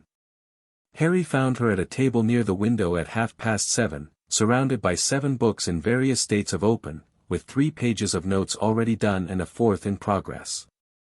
For key findings, she said, without looking up. Sit down. Harry sat. He'd brought 2 cups of tea from the Great Hall, which he set on the table in the precise gap between books that suggested either good fortune or that Hermione had left it deliberately. She picked hers up without comment, which told him it was deliberate. First, she said. The loyalty binding compounds on your list, the ones keyed to specific magical signatures, require something called resonance mapping. You can't key a compound to someone's magical signature unless you've conducted a full resonance map of the target individual. This is not a standard potions skill. It requires either a potions master certification with a specialty in compulsion and binding, or access to a specialized set of equipment that Gringotts and St. Mungo's are the only institutions legally permitted to own. Or access to illegal equipment, Harry said. Obviously, yes. But the skill still requires mastery-level training. We're not talking about someone who brewed a mediocre polyjuice. This is someone at the absolute top of their field. Harry thought about Snape in the dungeon classroom, naming the draft of living death with the ease of someone who finds the question slightly beneath them. How many active potions masters in Britain? I found a registry in the back of Advanced Magical Practitioners of Great Britain, 1990 edition. She pushed a book toward him, open to a page with a column of names. 43 registered potions masters. Of those, 14 are retired or abroad. Of the remaining 29, 6 have the specific compulsion and binding specialty. She pointed to the relevant names, which she'd underlined in red. Severus Snape is one of them. Horace Slughorn is another. 3 others are abroad and 1 has been incapacitated at St. Mungo's since 1982. Harry looked at the 2 remaining names. Snape was present at the beginning of your life. Presumably at some point he'd have had access.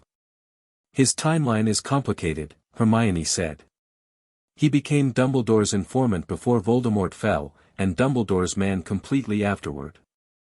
If he'd wanted to harm you, he had better opportunities. She paused. But that doesn't mean he's innocent. It means his involvement, if any, was shaped by someone else's directions. Slughorn, Harry said. Semi-retired in 1981. He taught both your parents. He knew you were coming. There was presumably a period before your birth where a trusted, intimately known figure could have administered early compounds. She pressed her lips together. I don't like speculating without evidence. You're not speculating. You're narrowing. There's a difference and it matters. She picked up her quill. Second finding. 3 of the compounds on your list appear in a single research paper published in 1976 in the Journal of Advanced Magical Compounding. The paper was authored under a pseudonym but the institutional affiliation listed is Hogwarts School. She met his eyes. The paper describes a theoretical framework for long-term magical suppression in children of extraordinary latent power, framed as a protective measure to prevent accidental catastrophic magical discharge during developmental years. The library was quiet around them. Morning light through the high windows, dust motes, the smell of old paper and something that was probably enchanted wood polish. Someone wrote a paper about suppressing magically powerful children, Harry said. As a protection mechanism. In 1976. When your parents would have been in 6th year. She paused. The paper was never cited in published literature again.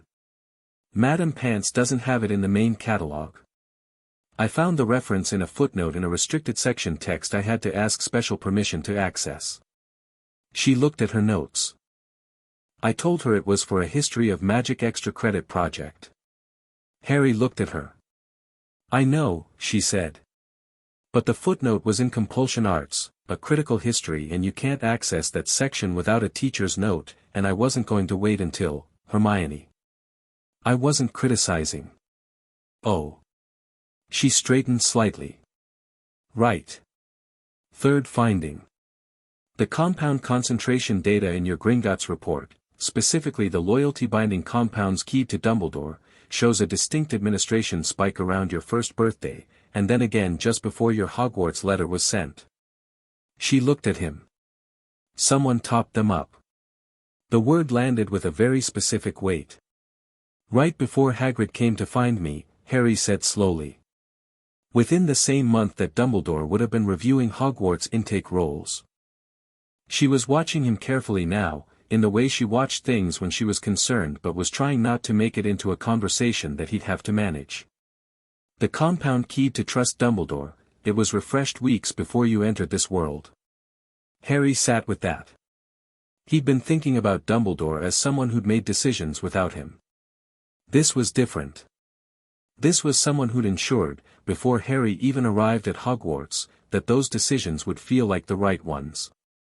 Fourth finding, Hermione said, more quietly. Go on. There's a natural clearing process. The assessment parchment triggered Gringotts' standard protocol for identified suppression compounds in minors. Once identified, the bank files a magical medical notification with St. Mungo's, which creates a legal obligation to begin the clearing process. She looked at him. It's already started. Your body is already metabolizing the compounds. She paused. The process takes approximately 4 to 6 weeks for full clearance, given the concentrations involved. During that time, she chose her words, you may experience things differently. Emotions more immediately. Stronger magical responses. Instincts that feel unfamiliar. Harry thought about waking up this morning. The sharpness of it. How long has it been since the assessment? 36 hours approximately. And I already feel different, he said. She met his gaze without flinching. I know. I've noticed. What have you noticed? She considered it honestly, the way she considered everything. You're warmer, she said. You were calm and strategic in our first meeting, but it was, a bit like talking to someone through a window. Now you're in the room. She paused. Also the torches. What about them? They've been brightening when you walk past since last night. 3rd floor corridor this morning, 3 of them went from half-lit to full flame when you came through. McGonagall walked past right after you and they didn't do anything. Harry filed this away and made a note to himself not to walk through corridors when he needed to be inconspicuous until he'd established better control of whatever that was. He gathered his books for the morning's first lesson and stood. Keep researching the 1976 paper, he said. I want to know who wrote it. I'm already on it, she said. He started for the door. Then, Hermione. The 4th finding. The clearing process. He looked back at her. Thank you for telling me what to expect. She looked briefly surprised, not at the thanks but at the specific texture of it, the genuine quality. Of course, she said. That's what I'm here for. No, he said. That's what you're choosing to do. He held her gaze for just a moment, making the distinction count. "There's a difference." She looked at him for a moment after he'd turned away, then back at her books. Defense Against the Dark Arts was in a classroom on the second floor that had the mildly unfortunate quality of a room that had been rearranged several times recently and hadn't quite settled on a final configuration. Quirrell had set up the desks in a rough horseshoe, with a teacher's desk at the front that had 3 separate stacks of papers on it arranged in a way that suggested either a complex organizational system or someone who shuffled things when nervous. Quirrell was nervous in the way some people are nervous all the time, perpetually, about everything, the nervousness so constant it had become ambient. He'd placed a jar of something pungent on the windowsill, which turned out to be garlic in oil, which made the whole room smell like a very worried Italian restaurant. Harry sat in the center of the horseshoe with Neville. Ron was 2 seats down.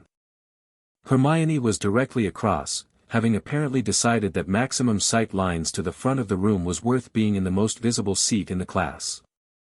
Quirrell stuttered through an introduction to the dark arts that covered nothing Harry hadn't read on the train. He watched the man carefully. There was something wrong with Quirrell that Harry couldn't quite name, not the nervousness, which was real enough, but something underneath it, like a room that was clean on the surface but had something you didn't want to find pushed under the furniture.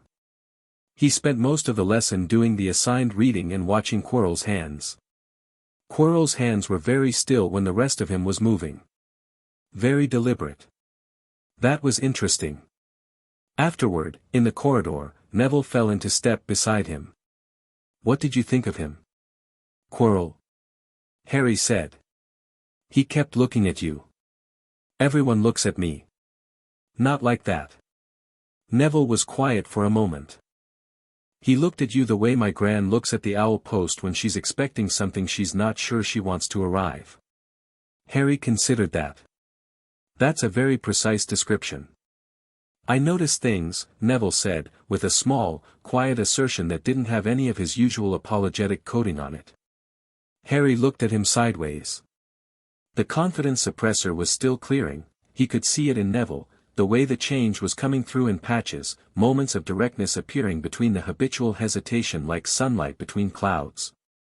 "Yes," Harry agreed. "You do." They rounded the corner to the defense staircase and nearly walked into Draco Malfoy. Malfoy was with Crabbe and Goyle, who existed primarily as weight and volume in the corridors. He looked different from the first day, still polished, still composed in the way of someone who'd been trained to composure from early childhood, but something underneath that composure had shifted. His eyes were tired. The tiredness was carefully managed, but it was there. "Potter," Malfoy said. "Malfoy," Harry said. He didn't stop walking, but he didn't speed up either, just moved through the corridor at his own pace, the pace of someone who has nowhere to be and nothing to prove and will get there exactly when he intends to. "I understand," Malfoy said, and his voice was controlled but had a slight edge underneath that control like a knife wrapped in cloth, "that Gringotts has filed papers concerning certain family properties." "That's accurate," Harry said. "Those properties have been Malfoy holdings for a decade. Through a fraudulent transfer executed 4 days after my parents were killed," Harry said. "Which is a different thing." Malfoy's jaw tightened. Crabbe and Goyle had stopped when Malfoy did, which was probably more habit than intelligence. Several other students in the corridor had slowed in the way of people who want to watch something without appearing to. "My father," Malfoy said carefully, "is going to deal with this through the proper channels." "Good," Harry said. "So am I." He held Malfoy's gaze. The boy across from him was 11 years old and carrying something heavy and adult on his shoulders that had probably been placed there this morning in the form of an urgent owl from Wiltshire.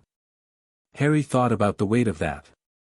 He thought about it for exactly as long as it took him to remind himself that the Malfoy family had been very comfortable for 10 years in possession of things that weren't theirs.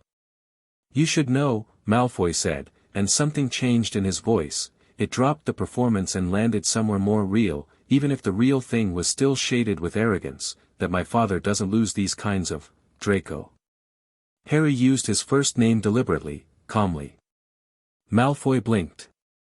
"Your father transferred properties that belonged to a dead family's 11-month-old son." That's the thing I'm responding to. If he had nothing to do with the transfer, the legal proceedings will establish that. If he did, he paused. Then the legal proceedings will establish that too. He let that sit for a moment. I have no interest in your father losing anything he legitimately owns.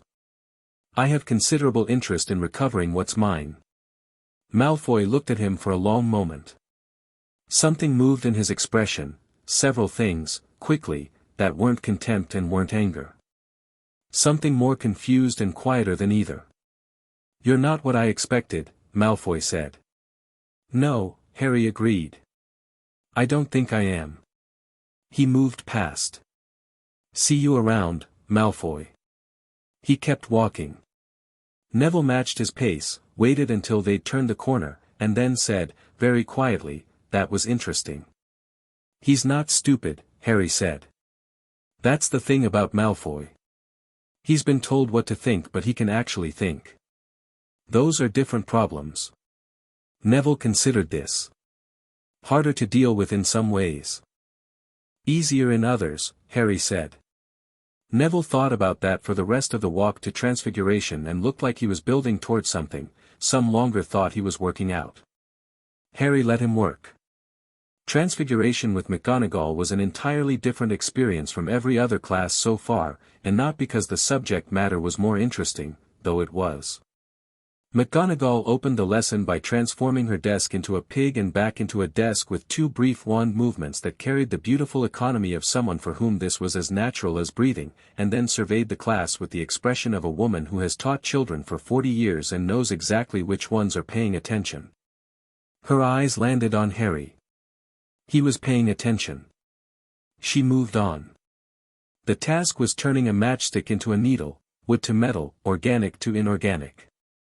Theoretically straightforward according to the textbook, which Harry had read twice. Practically speaking, the transfiguration required holding a very specific mental image, applying the wand motion with precise timing, and not thinking too hard about either of those things simultaneously, which was the kind of paradox that made the subject both frustrating and genuinely interesting. Most of the class got a slightly pointed matchstick by the end. Hermione got a perfect needle in her third attempt and received one of McGonagall's rare, contained smiles as acknowledgement. Harry got a needle in his second attempt, which he noted without putting any particular weight on, and spent the rest of the lesson trying to reverse the process, which the textbook hadn't mentioned was theoretically possible at this stage. He got halfway. The needle went soft in the middle before he lost it. McGonagall appeared at his shoulder. She looked at the half-transformed object on his desk for a moment without speaking. Then, that is not in the first-year curriculum, Mr. Potter. No, Harry agreed. The reversal of transfiguration at this complexity level is a third-year skill. I know. I only got halfway. A pause. Yes, she said, in the particular dry tone of someone deeply unimpressed by their own difficulty in concealing that they are impressed. You did. She moved on. Neville, at the next bench, had a matchstick that was half metal, the wrong half, which had produced something that looked like a very optimistic attempt at cutlery. He was frowning at it with concentration. Harry watched him refocus, watched the hesitation that came through, the slight flinch before each attempt that was the confidence suppressor doing its work even in decline. Neville, Harry said quietly, between McGonagall's rounds. Neville looked up. Stop looking at it like it's going to argue with you. Neville blinked. Then something shifted in his face, a brief, startled laugh that he tried to cover with his hand. When he looked back at the matchstick it was with a fractionally different expression. On his next attempt, the entire matchstick turned silver. Neville stared at it. There, Harry said. Neville looked at the needle, then at Harry, then at the needle again. He picked it up carefully. It was perfect. He set it down on the desk and looked at it for a long moment with an expression that was simultaneously disbelieving and full of something else, something that had probably been buried under the confidence suppressor for years, some version of himself that knew he could do things and hadn't been allowed to access the knowledge. McGonagall passed their bench on her next round. She stopped. Looked at Neville's needle. Looked at Neville. 5 points to Gryffindor, Mr. Longbottom. Neville nodded, not trusting his voice. Harry went back to his own work and didn't make a thing of it. The great hall at lunch had the particular energy of a school 10 days into term, the initial novelty wearing down, social grouping solidifying, first assessments handed back, the first small dramas of the year already underway. Harry ate quickly, reviewed his afternoon schedule, and was halfway through his soup when Fred Weasley sat down opposite him. "Right," Fred said. "We need to talk." "Probably," Harry agreed. George appeared on his other side, which had the coordinated quality of a movement they'd clearly practiced. "We've been watching," George said. "I know," Harry said. "We have sources," Fred said. "I assumed." "What you're doing," George said, "with the Gringotts thing, and the Malfoy letters, we heard about the letter," Fred said. "I sent it 2 days ago," Harry said. "Our older brother Percy," Fred said, "works as a prefect and is therefore obligated to know everything that happens in this castle. He doesn't mean to be a source. He just is." He leaned forward. "The Ministry is involved. Dad, our dad, Arthur Weasley, he works in the misuse of Muggle artifacts office, but he has friends. He sent a letter this morning saying there's been an emergency session of something called the Custodial Legal Review Committee, which none of us had heard of before today," George said, "because it apparently only convenes when someone files a specific type of claim against a sitting Wisengamot member." Harry set his spoon down. "Malfoy's a Wisengamot member." 2 seats, Fred confirmed. "One of which, apparently, is technically yours." Harry absorbed this. It moved the timeline up, which was fine. "What's your father's read?" Fred and George looked at each other. It was the kind of look that communicated a full conversation in about a second and a half. "He's nervous," George said finally. "Not about you. About what this opens up. There are a lot of people who've been comfortable for 10 years who aren't going to be comfortable anymore." "Good," Harry said. "You're not nervous at all, are you?" Fred said. He sounded genuinely curious, with no judgment in it. "I'm angry," Harry said. "It feels like something I should do something about. That's different from nervous." "Brilliant," said George. "We'd like to help," Fred said. "In whatever capacity that's useful and doesn't get us expelled. The not getting expelled part is somewhat negotiable." Harry looked at them both. The Weasley twins were, he'd concluded over the past 10 days, genuinely intelligent people who had decided that the best use of intelligence in an institution that undervalued it was to make the institution as interesting as possible. Under different circumstances he thought they might have been running something. "Information network," Harry said. "What you hear in the castle, staff conversations, ministry movements, anything from your father or contacts outside. That's what's useful right now." Fred grinned. "We already have one." "Of course you do," Harry said. "There's also the matter," George said, more seriously now, "of our sister." Harry waited. "Ginny," Fred said. "She's at home. She's going to Hogwarts next year. And she's been the most dedicated Harry Potter fan since she was approximately 3 years old, which is a thing we say with love rather than mockery, mostly love," George said. "But Mum is very," Fred paused, searching for the right word. "Mum is very invested in certain ideas about how this should all go. About what the right side of things is. About," he stopped. "About Dumbledore," Harry said. Both twins went slightly still. "Not guilt, something more complicated. She thinks the world of him," George said quietly.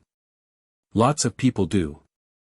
What you're doing is going to make some of them feel like the thing they trusted was wrong, and that's, I know," Harry said. "I'm sorry for that." He meant it. He thought about Molly Weasley, who he'd met for approximately 10 minutes at King's Cross and who had been warm and immediate and overwhelming in a way that had done something uncomfortable to his chest, and felt the genuine weight of what it would mean for people like her to have the ground shift. The truth doesn't stop being the truth because it's inconvenient. No, Fred said. We know. He looked at George. We wanted you to know we know, George said. That it's not simple.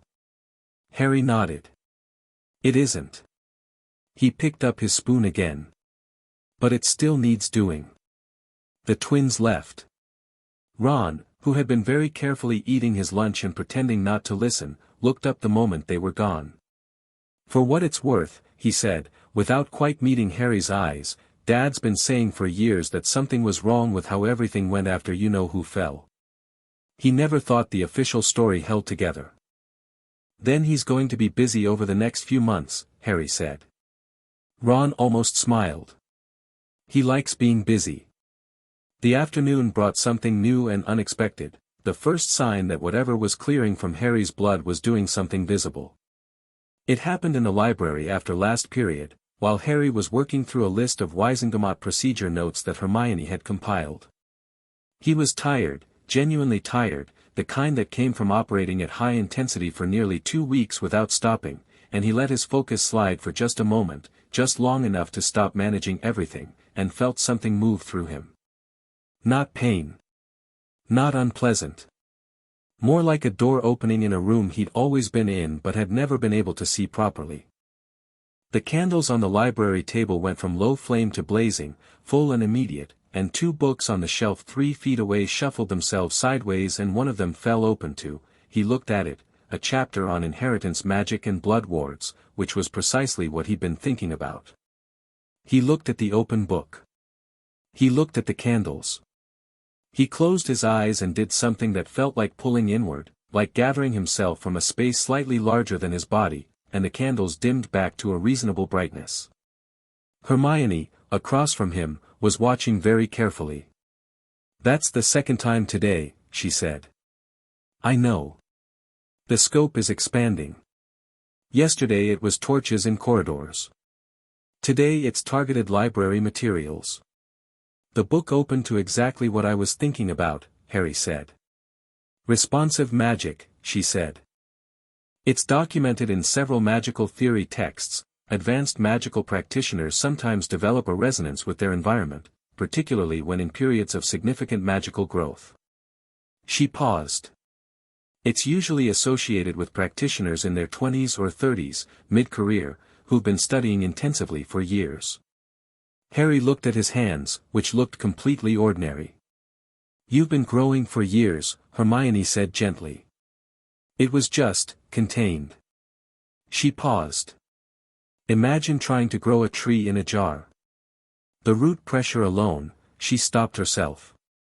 Sorry. The point is that what's being released wasn't small.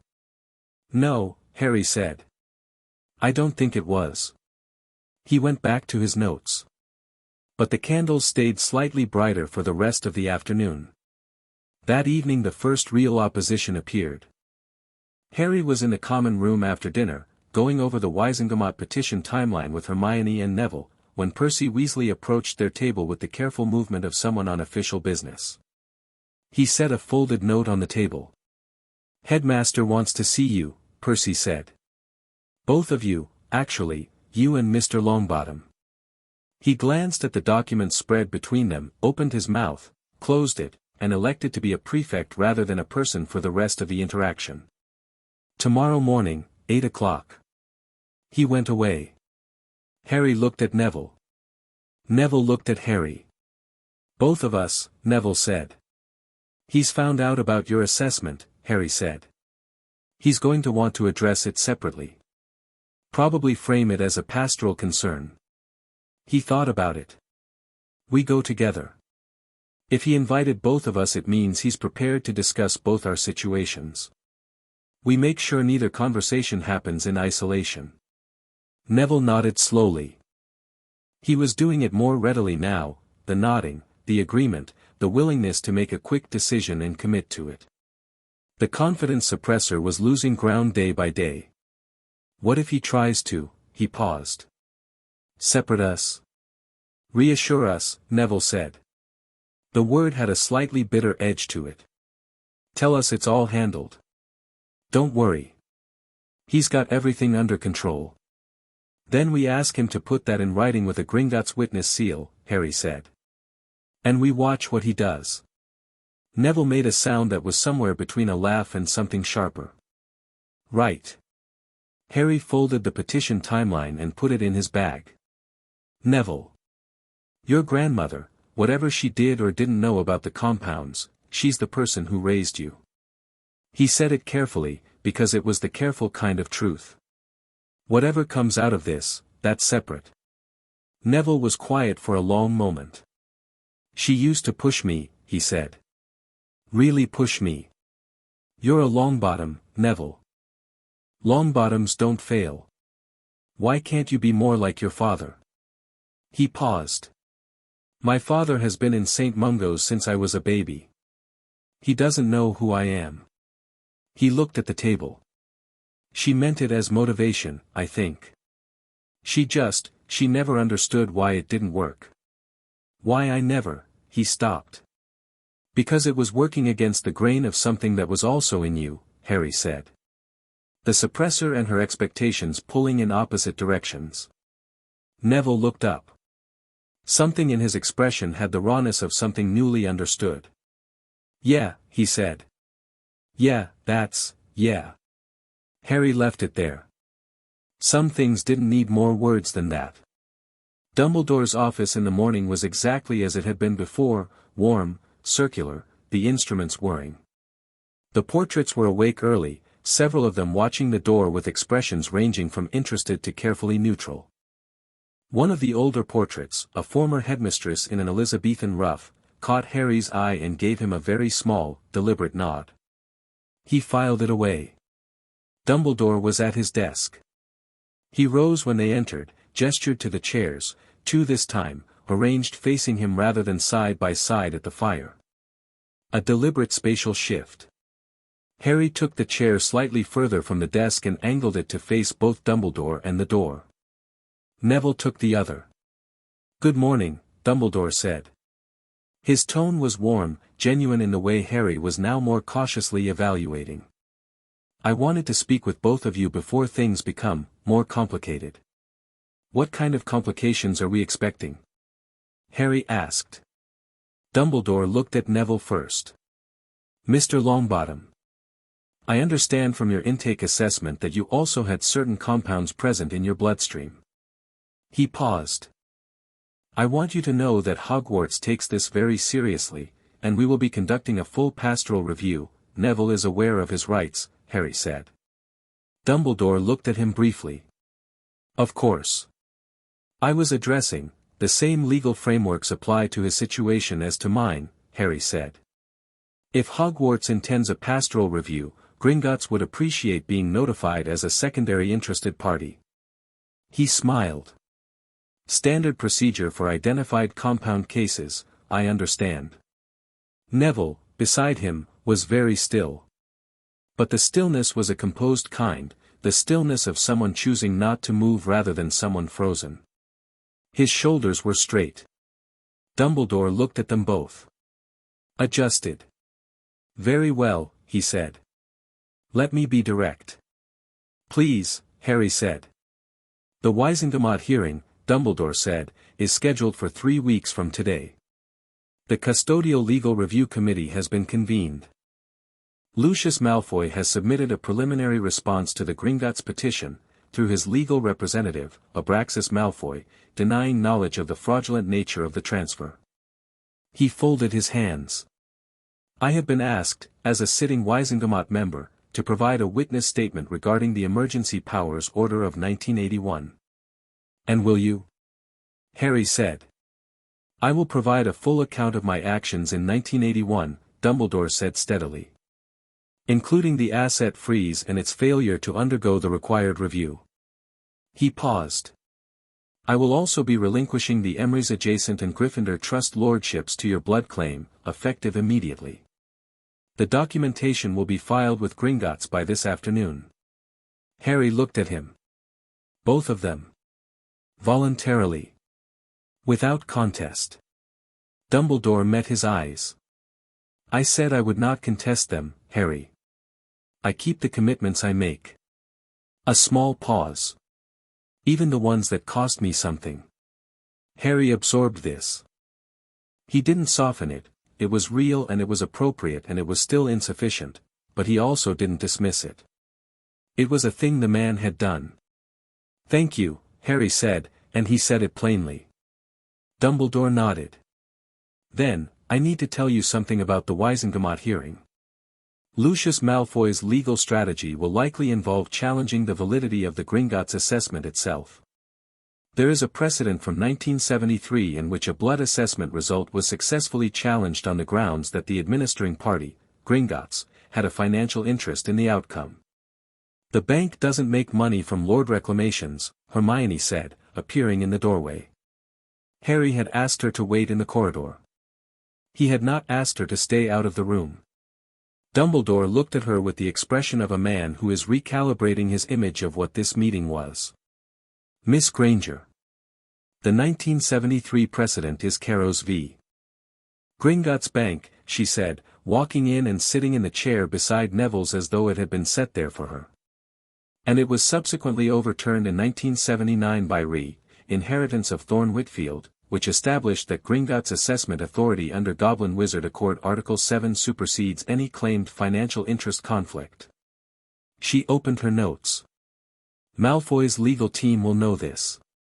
If they cite the 1973 case, they know it won't hold. Which means they're not trying to win that argument, they're trying to delay the proceedings." Dumbledore was looking at her with a very specific expression that Harry thought he recognized as the one people get when they encounter intelligence they hadn't planned for. "That's a thorough analysis, Miss Granger." "I've been doing a lot of reading," she said crisply. Harry looked at Dumbledore. "Can Malfoy delay the proceedings?" "He can try," Dumbledore said. "The committee must rule on procedural challenges within 7 days of submission. It buys time, not dismissal." He paused. "But time, in a case like this, may be what he needs. There are certain political alignments that currently work in his favor and may not in 3 weeks. What changes in 3 weeks?" Harry said. Dumbledore was quiet for a moment. "The Wisengamot autumn session ends in 3 weeks. After that, the committee's authority lapses until spring. If the hearing is delayed past the end of session, you'd be waiting until March." Harry stared at him. "You're telling me this?" "I told you I'd share relevant information if I found it first," Dumbledore said. "This is relevant information." He looked at his desk for a moment. "Whatever you may think of the decisions I've made, Harry, and I suspect your assessment of them is rather clearer than it used to be, I am not your opponent in this." He paused. "Not anymore." Harry looked at him for a long moment. Then he looked at Hermione. Then at Neville. Neville said, quietly and without any of his usual hesitation, "So we need to file against the delay before he can submit one." "Yes," Harry said. He stood. "Sharpclaw will be here Friday for our second meeting. I'll move it to today." He looked at Dumbledore. "I appreciate you telling me." Dumbledore nodded. Harry was almost at the door when Dumbledore spoke again, his voice carrying a quality Harry hadn't heard from him before, something stripped back, something closer to an individual person than a headmaster or a political figure or a careful strategist. "Your father," Dumbledore said, "would have handled this very differently." A pause. "He would have been louder about it. More performative. The faintest trace of warmth, genuine rather than manufactured. You're more like your mother." Harry stopped. He thought about Lily Potter, who he'd never known. Lily Evans, whose lordship blood claim he'd sealed 3 days ago. The Evans line, which touched, in some complicated ancient way, the Slytherin cadet branch that he was apparently now junior lord of. Lily Potter, who had died casting a spell nobody had fully explained to him yet, whose sacrifice had echoed in his blood for 10 years. He turned. "She was smart," Harry said. "The most formidably intelligent person in her year," Dumbledore said. "Including every person who later had a distinguished career." A pause. "She would have been very proud of you." Harry held that for a moment. Then he put it somewhere safe and private where it couldn't be used against him or turned into sentimentality.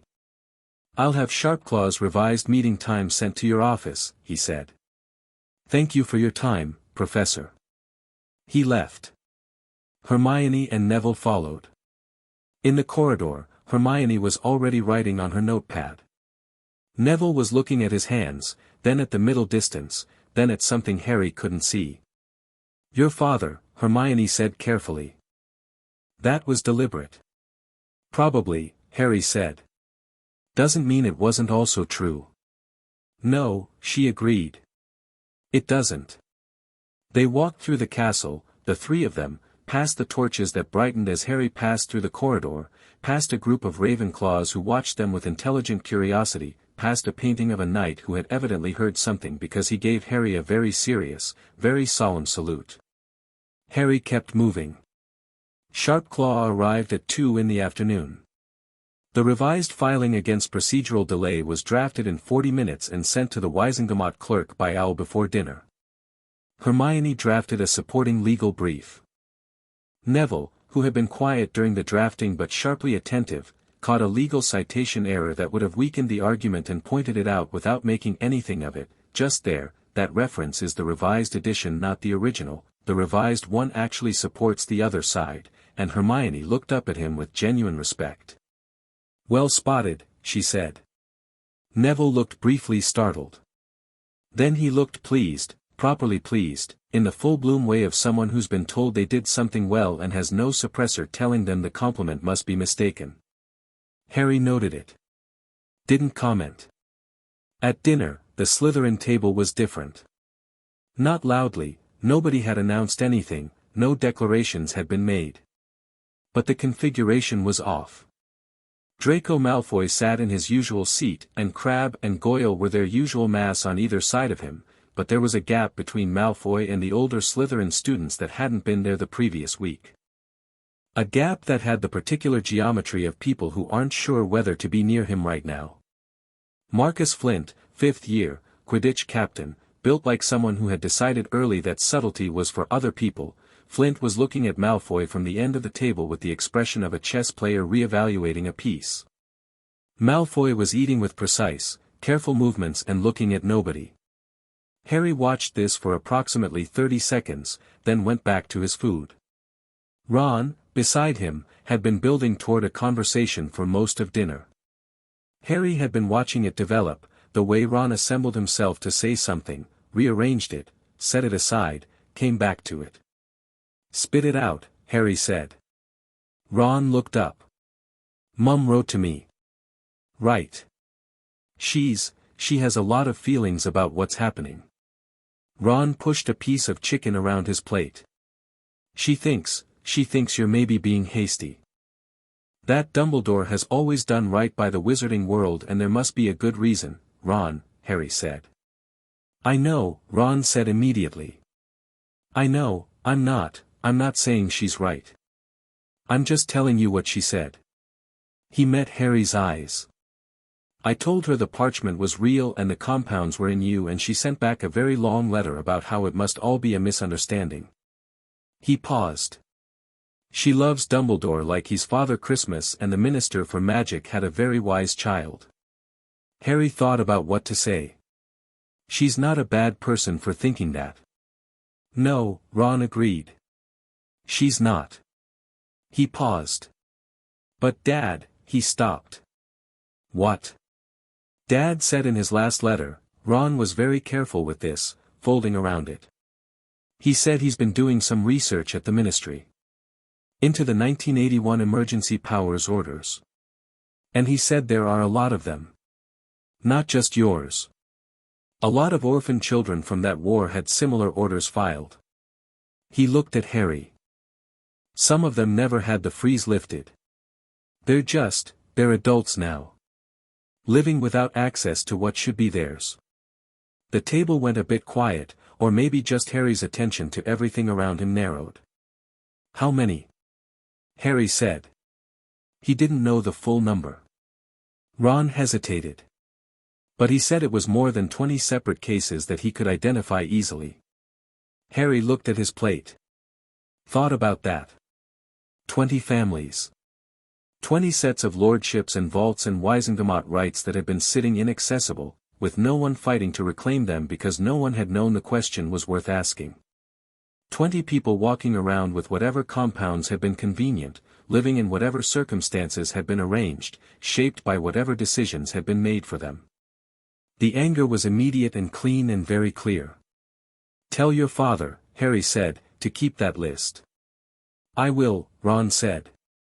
And something in his voice had settled, some question he'd been turning over had apparently resolved itself.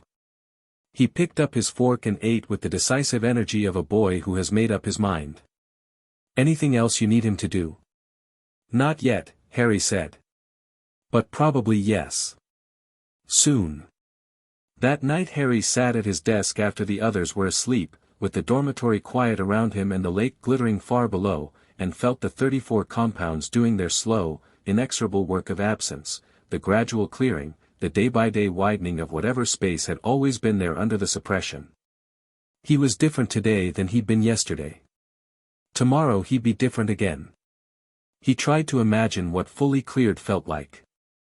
He couldn't quite, like trying to imagine a color you've never seen.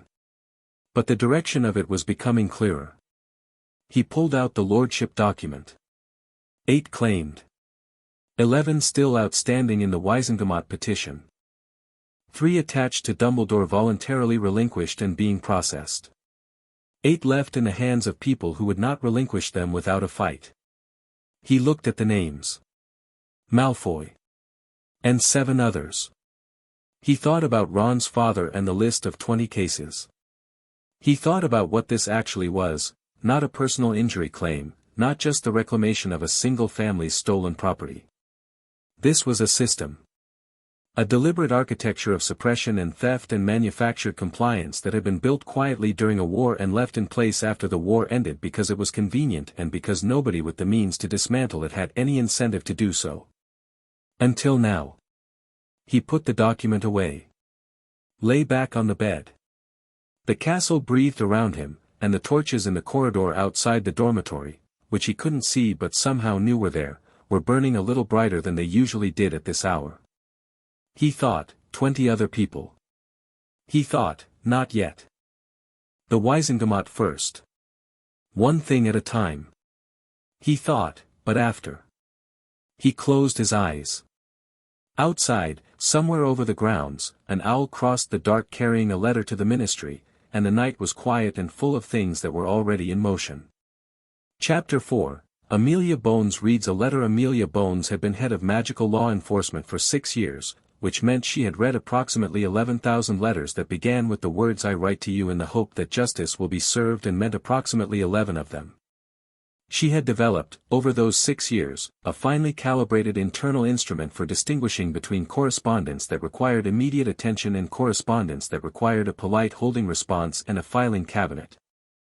The letter that arrived on a Tuesday morning in late September, delivered by a school owl with Hogwarts feathers and a Gringotts secondary seal on the envelope, activated her internal instrument with an immediacy that made her set down her tea.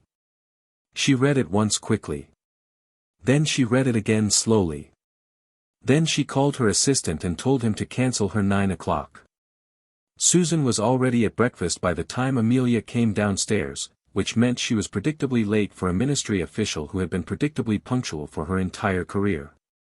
Susan Bones was 12 years old, red-haired, practical in the way of children raised in law enforcement households, and had the particular quality of someone who had grown up listening to adults talk about important things and had therefore learned to distinguish important from merely loud. "You look like the Weasley letter," Susan said, which was their household shorthand for the expression Amelia wore when something significant had arrived. Amelia sat across from her niece and put the letter on the table. Susan read it. She was a fast reader, it ran in the family. When she finished she looked up at her aunt with the specific expression of someone who already knew something about this but hadn't said so yet. "You know him," Amelia said. "We're in the same year," Susan said carefully. "He's in Gryffindor." She paused. "He's not what anyone expected." "What did anyone expect?" Susan considered this honestly, which Amelia appreciated about her. A confused boy who was impressed by everything and needed someone to show him how things worked, she said. Or the boy who lived on a plinth. Someone the story happened to. She looked at the letter. He doesn't read like someone the story happened to. No, Amelia agreed. She picked up the letter again. He reads like someone who's currently happening to the story. She looked at the Gringotts secondary seal. This is countersigned by Ragnarok. The director doesn't countersign personal correspondence. What does that mean? It means the bank wants this on record. It means they've already decided this is going to become a formal proceeding and they want their support of it documented from day one. She set it down. It means Gringotts is treating an 11-year-old's letter as the opening document in a major inheritance fraud case. Susan was quiet for a moment. Is it? A major case? Amelia looked at the summary of potion compounds. The 34 line items. The concentrations and durations. She looked at the lordship list. 19 names. Some of those names she recognized from Wisengamot membership rolls, from ministry committee lists, from the thick, comfortable web of Wizarding Britain's established power structure. Susan, she said. How many children in your year had the blood assessment? All of us. Susan paused. Harry's was the only one that kept printing. Did yours show anything? Susan met her aunt's eyes. Something shifted in her expression, something careful. Low-grade social compliance compound, she said. Very mild. I wasn't going to say anything because I didn't know if, she stopped. Amelia was very still for a moment. Then she stood up, walked to the kitchen window, and stood there for approximately 30 seconds looking at the garden. When she turned back her face was composed with the controlled precision of someone who has 20 years of professional practice at not letting what she feels become what she shows. When was it identified? During the assessment, Susan said. The school Medowich said it was probably environmental. That lots of, she paused. That it was probably nothing. Nothing, Amelia repeated. I know, Susan said. Amelia sat back down. She folded her hands on the table and looked at her niece with the specific focus of a head of magical law enforcement conducting a preliminary interview with someone she also loved deeply. Have you spoken with Harry Potter about your results? Not yet. He should know, Amelia said. If others in his year also showed compounds, even minor ones, that changes the scope of what this is. She picked up his letter again. He's filed against procedural delay already. Sharp. She almost smiled. How does an 11-year-old know to file against procedural delay? He has Hermione Granger, Susan said. She knows everything and she's not subtle about it. Amelia looked at her. I want you to give him something for me. She stood, moved to her study, came back with a card, Ministry of Magic issue, embossed with the MLE crest. She wrote something on the back and handed it to Susan. My direct flu address. Tell him to call any time. That I will be available. She paused.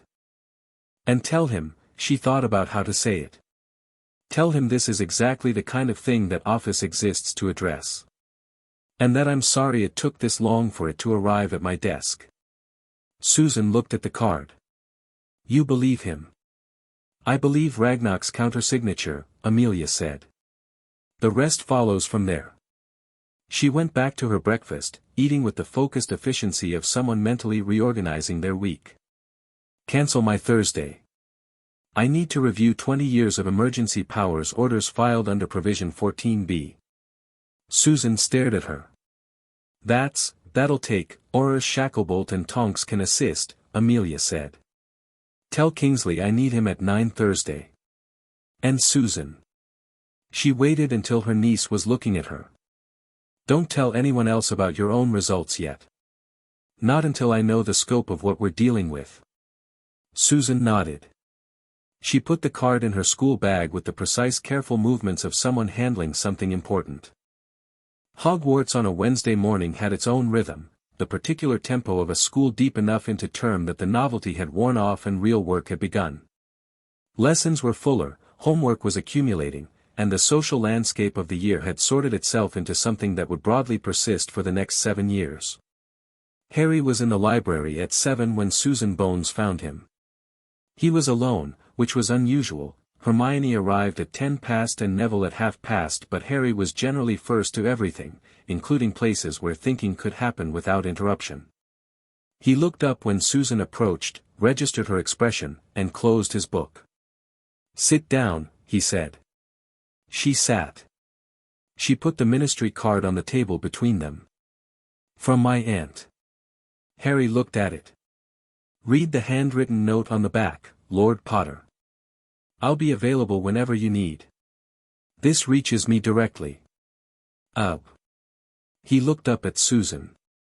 She received the letter. "She cancelled her 9 o'clock, Susan said.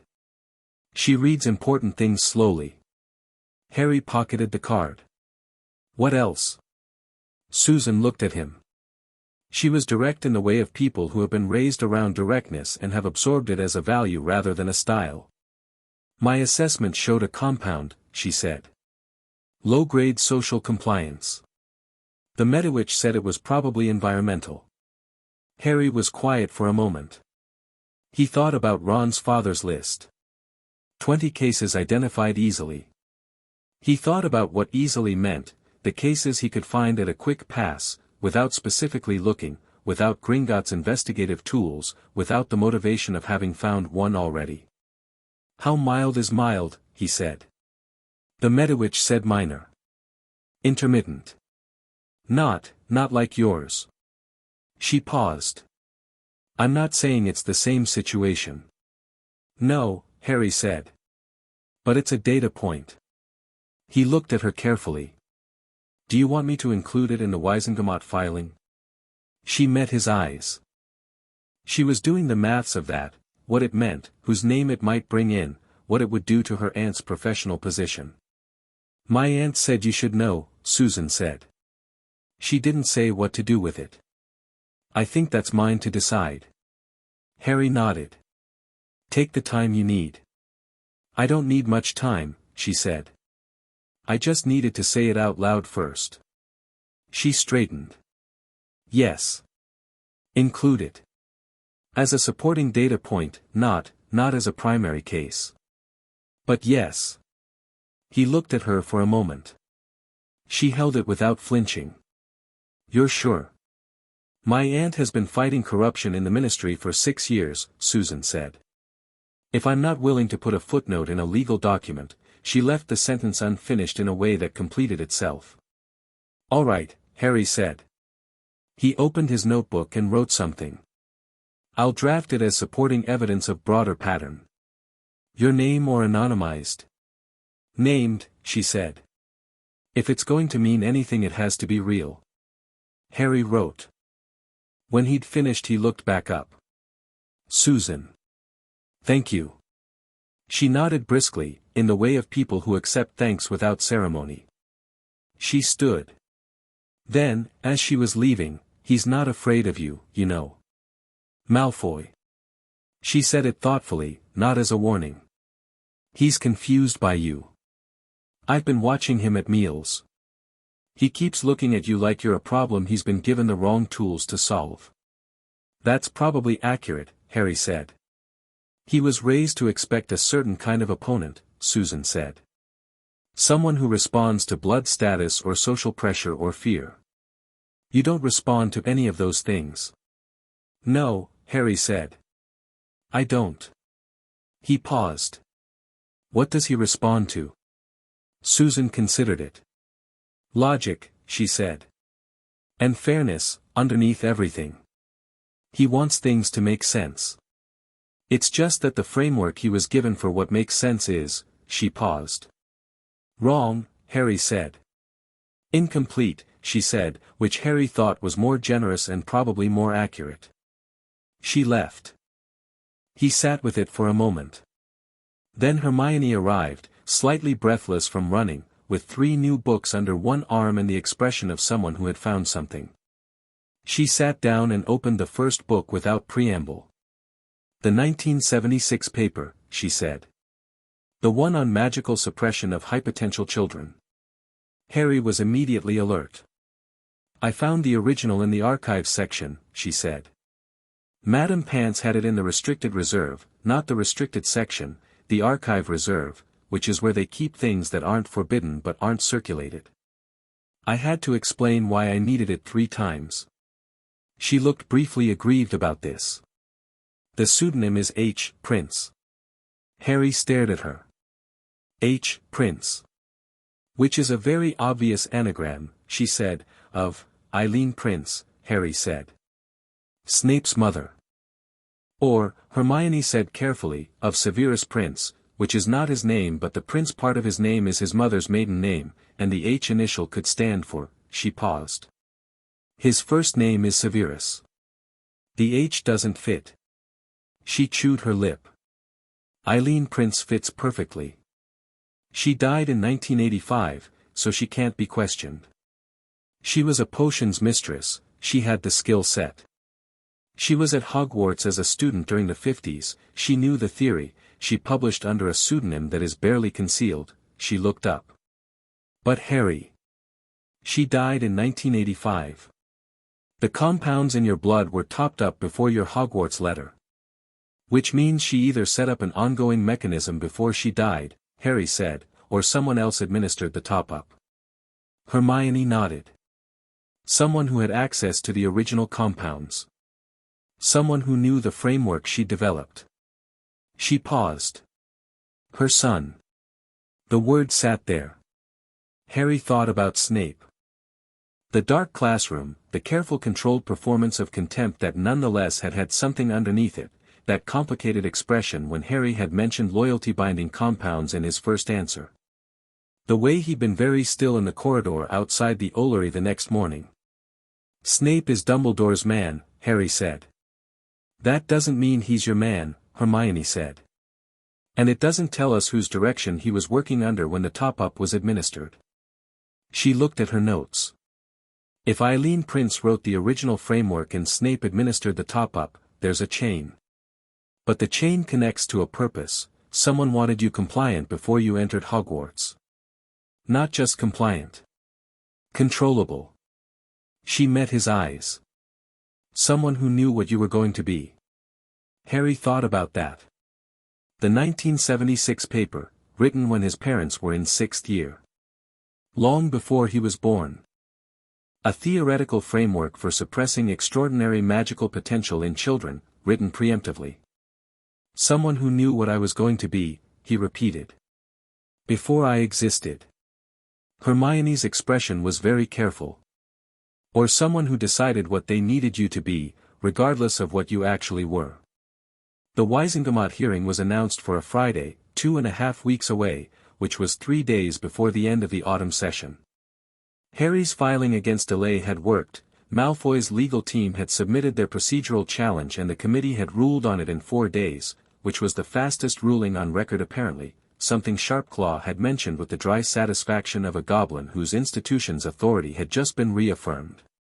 Harry went to charms and defense and potions and herbology and all the rest with the same steady attention he'd brought to them from the start. His grades were consistently excellent, which he neither advertised nor concealed. He was not performing academic indifference, he was genuinely interested in most of it, and the subjects he found less interesting he was interested in being competent at anyway, because incompetence was a vulnerability he didn't need. Snape's potions class, however, had become something else. It had started subtly. After the first lesson, where Harry had answered the 3 opening questions and mentioned loyalty-binding compounds, Snape had shifted his approach in a way that was too deliberate to be accidental. He no longer called on Harry with the theatrical contempt of the first lesson. He called on him directly, specifically, with questions that escalated in difficulty each class, not to embarrass, Harry had realized by the 3rd week, but to test. To see where the ceiling was. Harry kept answering. By the fourth week Snape was assigning him secondary reading that wasn't on the first-year curriculum, framed as corrections to minor errors in his written work that Harry had to look very hard to find. The corrections existed but they were marginal, the extra reading was the point. "He's teaching you separately," Hermione said one evening, looking over Harry's corrected essay. "Look at this, he's marked this paragraph down but the comment is actually pointing you toward an entirely different area of potion theory. The mark is almost incidental." "I know," Harry said. "Why would he? I think," Harry said carefully, "that he's managing two things simultaneously and they're pulling him in different directions." Hermione looked at him. "He's Dumbledore's man," Harry said. "But he was also his mother's son. And his mother wrote the framework that got into my blood." He paused. "I think he feels something about that. I think he's trying to," he thought about it. "Compensate. In the only way he knows how, which is teaching." "That's remarkably generous," Hermione said. "It's not generous," Harry said. "It's accurate. I'm not forgiving him anything. I'm just reading what's there." The Friday before the Wisengamot hearing, Susan Bones appeared in the library with a look on her face that had moved past significant into urgent. "My aunt called," she said.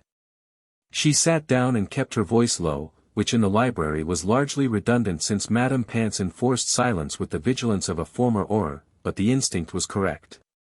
"She's been reviewing the emergency powers orders.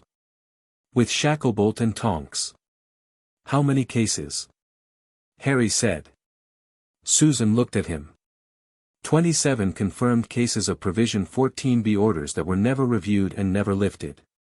12 of those show evidence of additional third-party interventions. She paused. 3 of the 27 involve children who are currently in school. 2 Hogwarts students, 1 at Beauxbatons. Harry was very still. "Who?"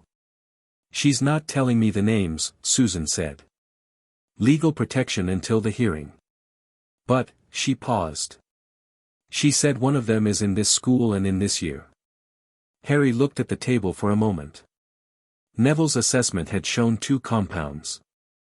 Those were known. But Neville's case was already part of the filing. If Susan's aunt was saying a Hogwarts first year was in the confirmed cases list, and it wasn't Susan and it wasn't Neville, he pulled out his mental picture of the sorting night. 40 students sorted. Assessment parchments of various lengths. He'd been watching. He always watched. There'd been one other long parchment. He'd clocked it at the time and then been overtaken by his own results and filed it away. A girl. "Sorted into Hufflepuff," he said quietly. Susan looked at him sharply. I'm not going to act on a guess," Harry said. "But if your aunt identifies her through the hearing, she should know she's not alone." He met Susan's eyes. "That's what you can tell Amelia Bones for me." Susan nodded. She was quiet for a moment. "There's something else. The 12 cases with third-party interventions, she found a name on 4 of them. As the administering party." She looked at her hands. "Corbon Yaxley. He's Death Eater," Harry said. "Escaped prosecution after the war. Currently in the ministry. Senior Undersecretary to the Minister," Susan said. "He's been in that office since 1983. She met his eyes. "He administered compounds to 4 children, including one of the Hogwarts students, via what was recorded as routine ministry health screening." She paused. The screenings were real. The potions were not in the official records. Harry thought about that. About Yaxley administering compounds to children through fake health screenings. About doing it systematically. About being senior enough in the ministry to make records disappear and having been there for over a decade. "Your aunt needs to move carefully," he said. "If Yaxley finds out she's looking, she knows," Susan said. "She's got Shacklebolt watching him. Tonks is on the compound sourcing. They're building it properly." She looked at him. "She said to tell you, don't mention Yaxley at the hearing. Let her build the case her way." You focus on Malfoy and the lordships. The Yaxley investigation is separate and it needs to stay that way. Harry absorbed this. Separating the cases, practical, sensible, probably right. But it meant Yaxley was still in his ministry office for another month at minimum while Bones built her case. He thought about the 4 children. The compounds. The fake health screenings. All right, he said. I won't raise it at the hearing. The morning of the Wisengamot hearing, Harry was up at 5. Not from nerves, he'd examined that possibility and decided it didn't apply. From the particular quality of wakefulness that came before something that mattered, the kind of morning where everything was very clear and sharp and already in motion. He'd laid out his robes the night before. He'd reviewed every document in the Gringotts folder 3 times and could quote the relevant case law without prompting. Hermione had made him a summary card that he didn't need but appreciated having. He ate breakfast at 6, alone except for Neville, who had come down without being asked and sat beside him in the empty hall and ate toast with focused, deliberate calm. You don't have to come, Harry said. I know, Neville said. He ate his toast. The portkey to the ministry was arranged through McGonagall, who had submitted the travel permission paperwork with the particular thoroughness of someone determined to ensure no procedural obstacle would exist for the students in her care. She met them in the entrance hall at 7:30, looked them both over with a brief assessment glance, and made one small adjustment to Harry's collar without comment. Hermione was there too. McGonagall looked at her. I'm their legal research support, Hermione said. McGonagall studied her for a moment. You're 11 years old, Miss Granger. 12 in 3 weeks, Hermione said. And I've read Magical Inheritance Law, a practitioner's guide twice through and have relevant case citations prepared for any likely procedural challenge. She paused. I'll sit in the gallery. McGonagall looked at Harry. She stays, Harry said. McGonagall made the face of someone who has decided that this particular battle is not worth having. Gallery, she confirmed. All 3 of you sit where Sharpclaw tells you and do not, she looked specifically at Harry, do not let them make it into a spectacle. You are there for a legal proceeding, not a confrontation. Of course, Harry said. She gave him a look that suggested she found his agreeableness slightly unconvincing, then activated the portkey. The Ministry of Magic atrium was genuinely impressive in the way that things designed to impress genuinely are, and also slightly hollow in the way that things designed to impress generally are. The golden fountain, the polished floors, the uniformed witches and wizards moving with the important adjacent energy of people who work in buildings with columns. Harry took it in quickly, filed it, moved on. Sharpclaw was waiting at the atrium fountain with a briefcase and the focused calm of a goblin who has been in important rooms before and finds the decor largely irrelevant. Lord Potter. Mr. Longbottom. Miss Granger. He looked at McGonagall. Professor McGonagall. The hearing is in courtroom 5. We're expected in the committee anteroom in 15 minutes. They walked. Harry noted the looks, the ministry officials who registered his name or his face or both and had the particular reaction of people encountering a footnote that has unexpectedly become a headline. He looked back at each of them with level, neutral attention and kept walking. The committee anteroom was small and wood-paneled and had 4 chairs arranged in a row facing a door, which was the spatial language of a waiting room that wanted you to feel prepared rather than anxious. Harry sat. Neville sat. Sharpclaw stood and reviewed documents. Hermione sat, opened her notes, and began reviewing with the focused intensity of someone cramming for a final they are already certain they'll pass. McGonagall sat very straight at the end of the row and said nothing, which was what she did when she was managing something. The door opposite opened and Lucius Malfoy came through it. Harry had seen him at the sorting, at the head table dinner, in corridors, always at a distance. Up close, Lucius Malfoy was a different proposition. He was tall and very fair and wore his robes with the ease of someone for whom good tailoring was a birthright rather than an aspiration. He moved with the calibrated ease of a man who had never in his life needed to wonder whether he was welcome in a room, because every room he'd ever entered had been expecting him and was glad he came. Beside him was a legal wizard, middle-aged, with the particular look of someone paid to make everything look very complicated, and behind them was Draco. Harry had not expected Draco. Neither had Draco, apparently, expected Harry. His eyes went briefly wide before he managed his expression, and the brief flicker had the quality of something genuinely alarmed rather than socially performed. Lucius Malfoy looked at Harry. His face was composed, gracious even, and entirely unreadable. He inclined his head. "Lord Potter." "Lord Malfoy," Harry said. The greeting landed in the room and they both registered what had just happened, the title, the acknowledgement, the formal sparring of protocol. Lucius Malfoy's eyes moved over Harry with the focused precision of a man conducting a rapid assessment, and Harry let him look because he had nothing to hide and looking wouldn't help Malfoy. "You're younger than I expected," Malfoy said. "I get that a lot," Harry said. A pause. Something moved in Malfoy's expression, not quite amusement, not quite respect, something that sat between them acknowledging that they were both, in their different ways, more prepared than the other had hoped. "This needn't be adversarial," Malfoy said. "These matters can be resolved, through the hearing," Harry said pleasantly. "Which is what I requested. I'm looking forward to it." Malfoy looked at him for one more moment.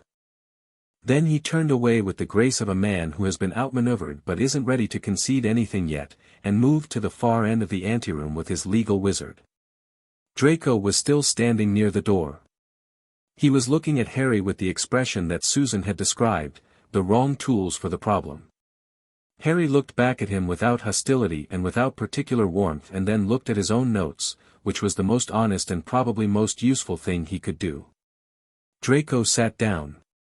Courtroom 5 was smaller than Harry had anticipated.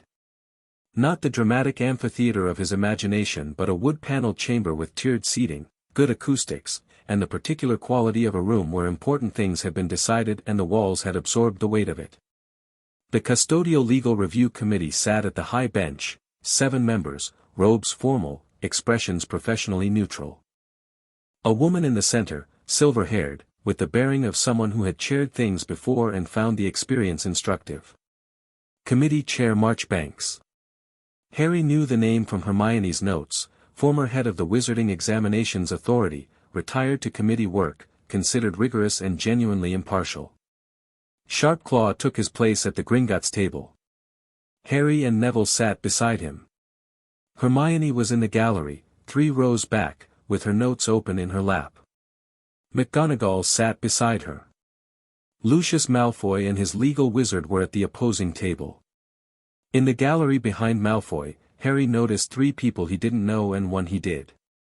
Arthur Weasley was in the 3rd row, slightly crumpled, with a quick quotes quill and a notebook, and when he caught Harry's eye he gave a small, serious nod. Behind Arthur, in ministry official robes, was Amelia Bones. She was not on the committee. She was in the gallery. She had no procedural role today, she was here as a witness, an observer, a woman who had read a letter and cancelled her 9 o'clock and spent a week reviewing 20 years of emergency powers orders, sitting in a gallery so that a boy of 11 knew that someone in authority was watching and taking it seriously. Harry caught her eye across the courtroom. Amelia Bones gave him one small, measured nod. He turned back to the front. Marchbanks called the hearing to order with the crisp economy of someone who valued time. She reviewed the petition, Gringotts filing on behalf of Lord Harry James Potter, requesting reclamation of 11 lordships currently held by various parties via alleged fraudulent transfer, with supporting evidence including blood assessment results, asset freeze documentation, and, she paused briefly, a supplementary filing received this morning from the Office of Magical Law Enforcement, which the committee has reviewed and admitted as supporting contextual evidence. She looked up. Is the committee agreed? 6 heads nodded. Malfoy's legal wizard was on his feet. The committee should be aware that the relevance of, the committee is aware of its own determinations, Mr. Jugson, Marchbanks said, with the voice of someone who has dealt with more Jugsons than she needed to. Sit down. Jugson sat. Sharpclaw presented the Gringotts case in 12 minutes. He was methodical, precise, and entirely without flourish, which Harry had come to understand was the goblin equivalent of devastating, the removal of every theatrical element that a human advocate might use to soften or complicate, leaving only the bare clean architecture of evidence. The asset freeze documentation, signed in Dumbledore's hand, dated November 2, 1981. The provision under which it was authorized and its explicit 2-year expiry date. The 10-year duration. The failure of mandatory review. The lordship transfers, 4 of them made within a month of the freeze being signed, while Harry was a year old and his parents were 3 days dead. The committee listened. Marchbanks wrote things down. When Sharpclaw reached the Ravensbourne lordship transfer, the primary Malfoy case, he produced the original transfer document. This instrument, submitted as Gringotts Exhibit 7, bears a blood seal attributed to the Potter family line, dated November 5, 1981. Gringotts Authentication Division has reviewed this seal and determined it to be a forgery. The seal was produced by blood compulsion technique using a residual sample, likely from the scene at Godric's Hollow, and not by any authorized family member. He paused. Lord Potter was 13 months old on this date. The courtroom was very quiet. The transfer was fraudulent, Sharpclaw continued. The current holder acquired the lordship under that fraudulent instrument. Whatever the current holder's personal knowledge of the fraud, the instrument itself is invalid and the lordship reverts under standard inheritance law. Jugson was on his feet again. The current holder acquired in good faith. The question of good faith affects criminal liability, not property reversion, Marchbanks said. The committee will note the distinction. She looked at Jugson. Please continue, Mr. Sharpclaw. The Gringotts presentation took 40 minutes in total, covering all 11 lordships. By the end of it, the committee was taking very thorough notes and Jugson had made 5 procedural objections, all of which had been dismissed by Marchbanks with increasing impatience. Then Marchbanks looked at Harry. Lord Potter. You may address the committee. Harry stood. He'd thought about what to say and had decided to keep it short, because the evidence was long and the evidence was doing the work, and anything he said was most powerful if it was direct and specific rather than dramatic. Committee Chair, thank you, he said. I'll be brief. The documents Gringotts has presented establish what was done to my family's assets and my own person. I don't think those facts are in serious dispute. The legal frameworks are clear. He looked at Marchbanks. What I want the committee to note is the timeline. The asset freeze was authorized on November 2, 1981. The first fraudulent lordship transfer occurred 3 days later. I was 13 months old and my parents were unburied.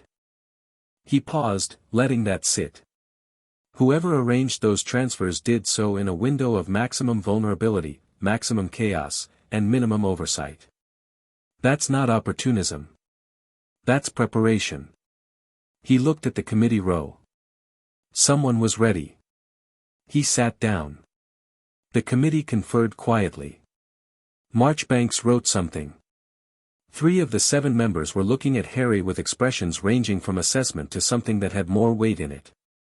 Jugson gave a long presentation full of legal terminology that Harry followed without difficulty and which boiled down to 3 arguments: that the blood seal authentication was contestable, that Lucius Malfoy had acquired in good faith and therefore his rights as a good faith holder should be considered, and that the petition's scope was overreaching in ways that warranted a full session review rather than a committee determination. Marchbanks allowed all 3. Then she demolished all 3. The blood seal authentication used Gringotts' own proprietary methods, which the Goblin Wizard Accord granted sovereign authority. The committee couldn't contest it. Good faith holding affected criminal liability, not property reversion, as she'd already said. The petition's scope was exactly within the committee's mandate under the custodial review provisions and required no escalation. Then she asked Jugson directly, does Lord Malfoy wish to contest the finding that the transfer instrument was fraudulent? A pause. Jugson consulted with Malfoy in a rapid whisper. Lord Malfoy contests the authentication of the blood seal, Jugson said. On what grounds? On the grounds that independent expert analysis has not been conducted. Marchbanks looked at Sharpclaw. Would Gringotts object to an independent authentication? Gringotts would welcome it, Sharpclaw said. We suggest the authentication be conducted by St. Mungo's Magical Forensic Division, whose findings would be acceptable to both parties. A pause. Results can be obtained within 72 hours. Marchbanks made a note.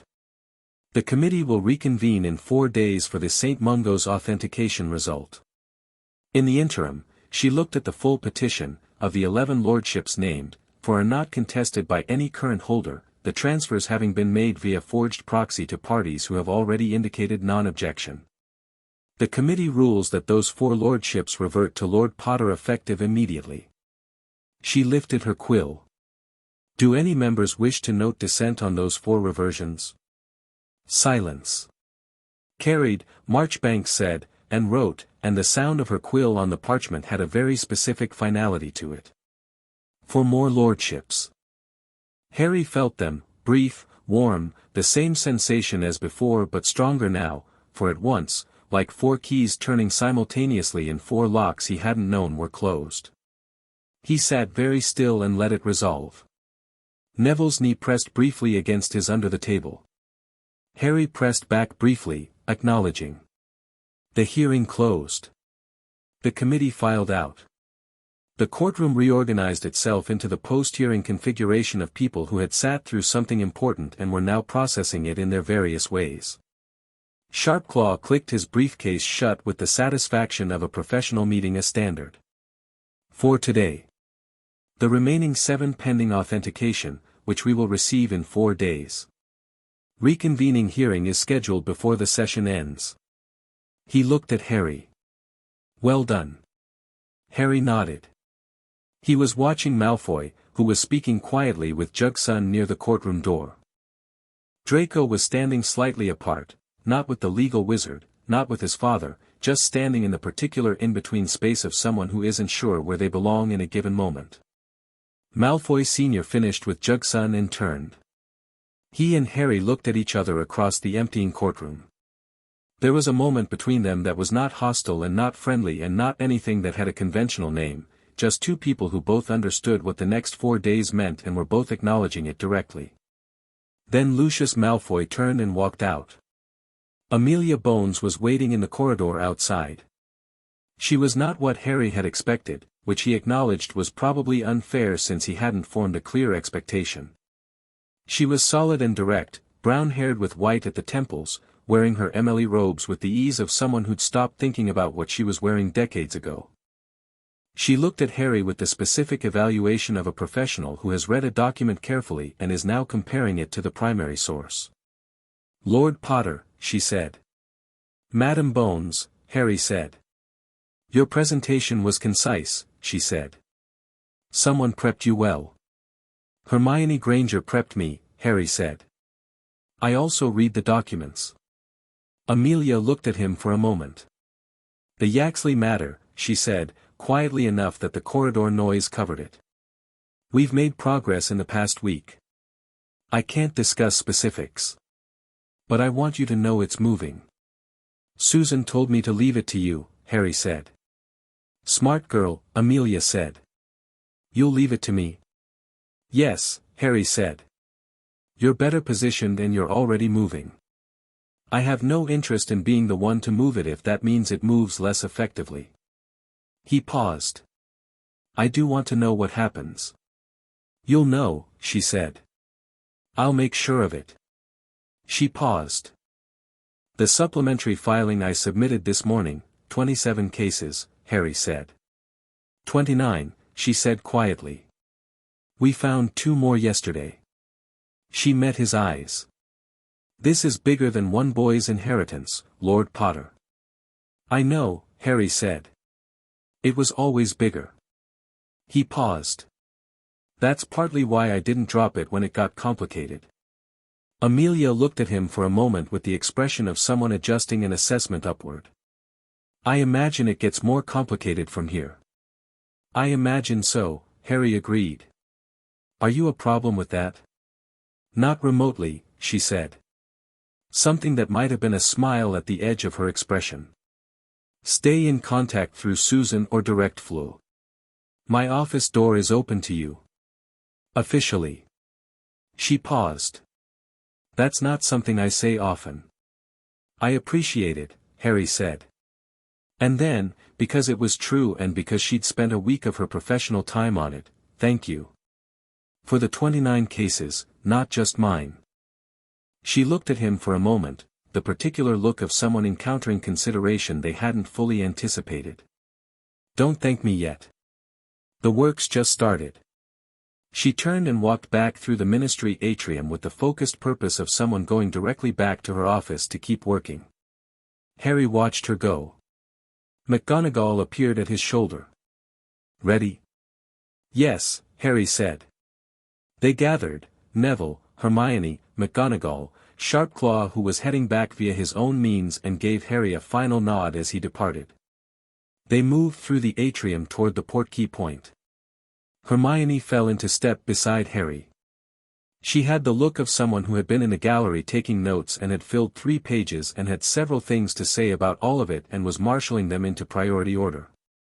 The good faith argument, she said. It won't work for the criminal proceedings when those come, which they will. Good faith doesn't cover you if you acquired something that was already flagged as stolen in the Gringotts records, Harry finished. I know. Malfoy's legal team knows too. They're not trying to win that argument. They're trying to build a record, Hermione said. That their client pursued legitimate channels and cooperated with the process. Mitigation. Yes, Harry said. She looked at him. He knows he's going to lose the lordships. He's known since the letter arrived, Harry said. He's managing what happens after he loses them. Hermione was quiet for a moment. He's quite intelligent, isn't he? Lucius Malfoy. Very, Harry said. Which makes him more dangerous than a stupid man would be. And also, he paused. Means he can see the full landscape of what's happening. He knows the 27 cases are real. He knows Yaxley's name will come up eventually. He's calculating who goes down and whether he can be somewhere else when it happens.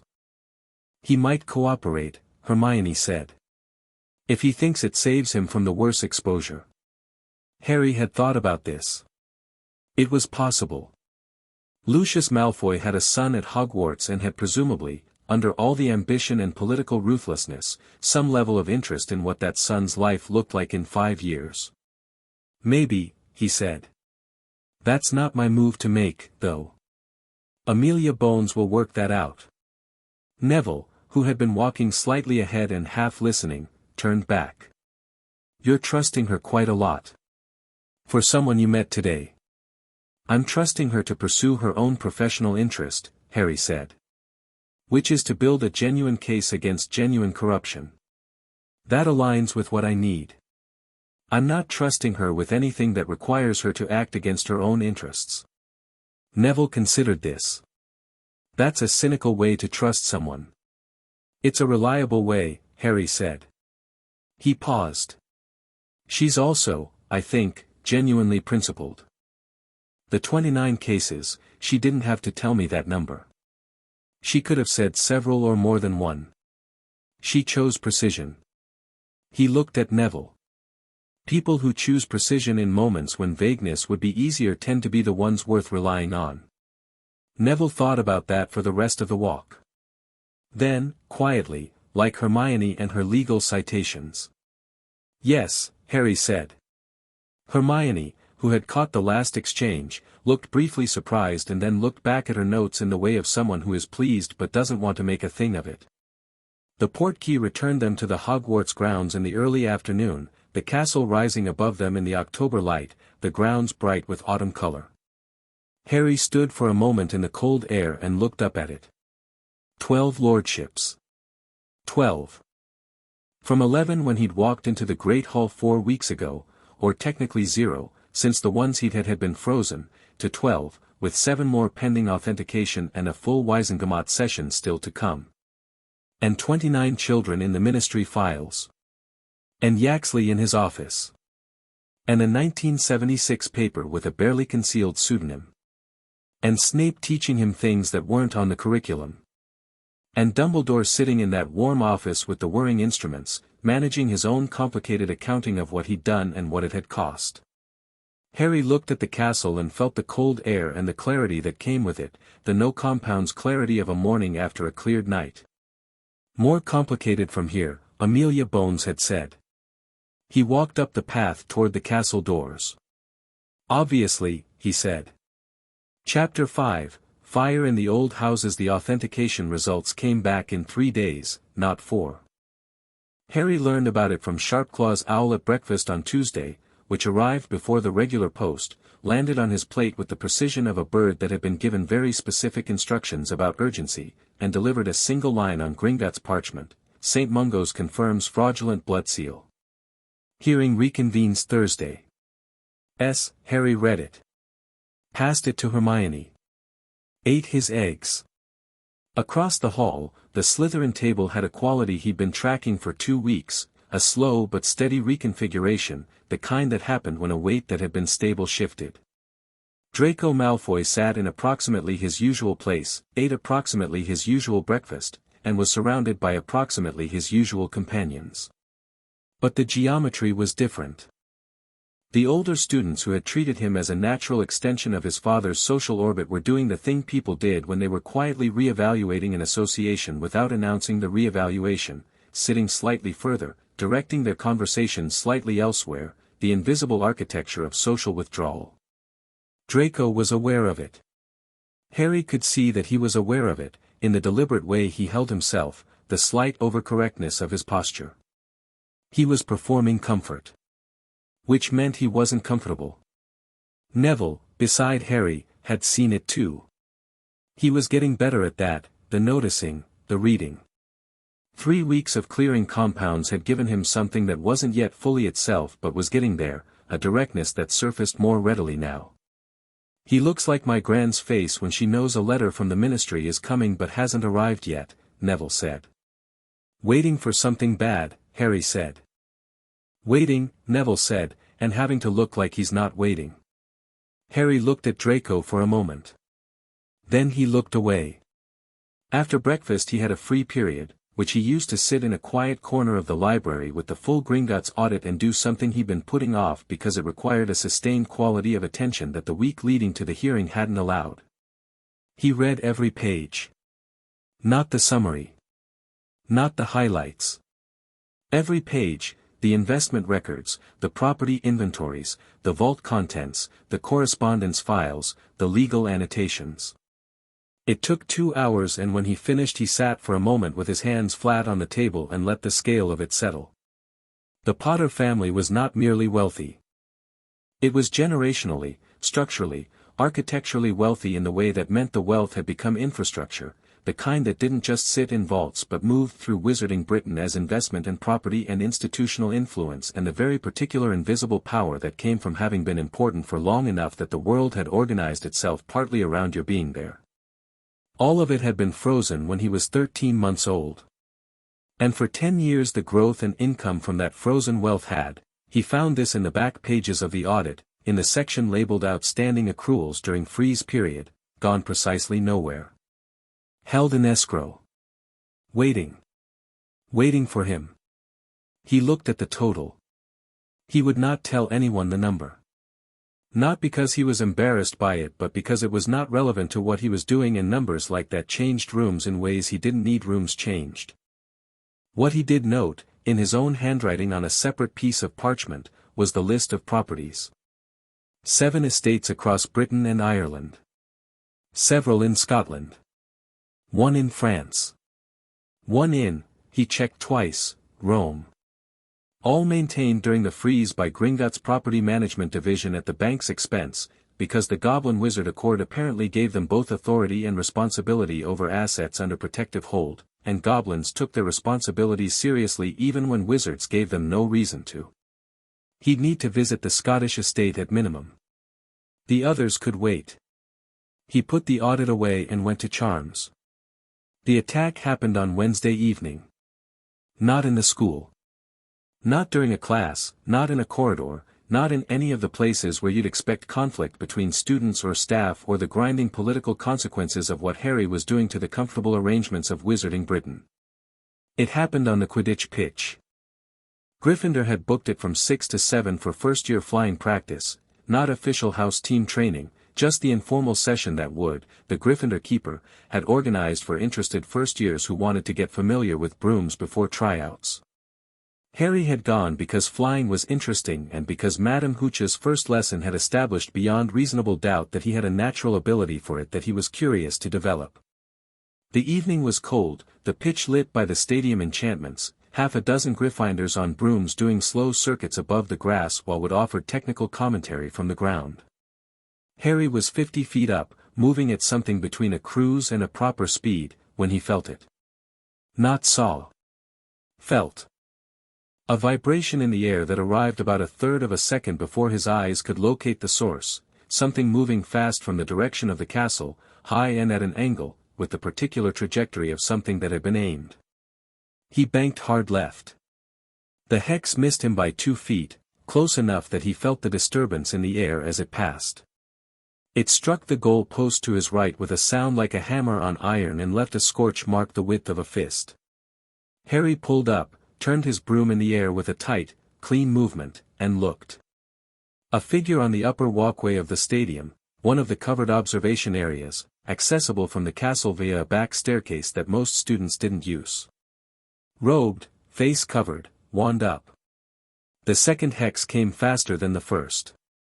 Harry moved before he thought about it, which was the right order, his body reading the trajectory from the wand angle, adjusting, letting the spell pass below his feet. He was already moving toward the walkway. Below him, Wood was shouting something. The other first-years were scattering. Harry flew straight at the figure on the walkway. This was not, he recognized later, the conventional response to being hexed. The conventional response involved either fleeing or taking cover. Harry's response was to close the distance as fast as possible, because at distance a wand was an advantage and up close it very much wasn't, and because whoever this was hadn't expected to miss twice and was recalibrating. The third hex fired when Harry was 30 feet away.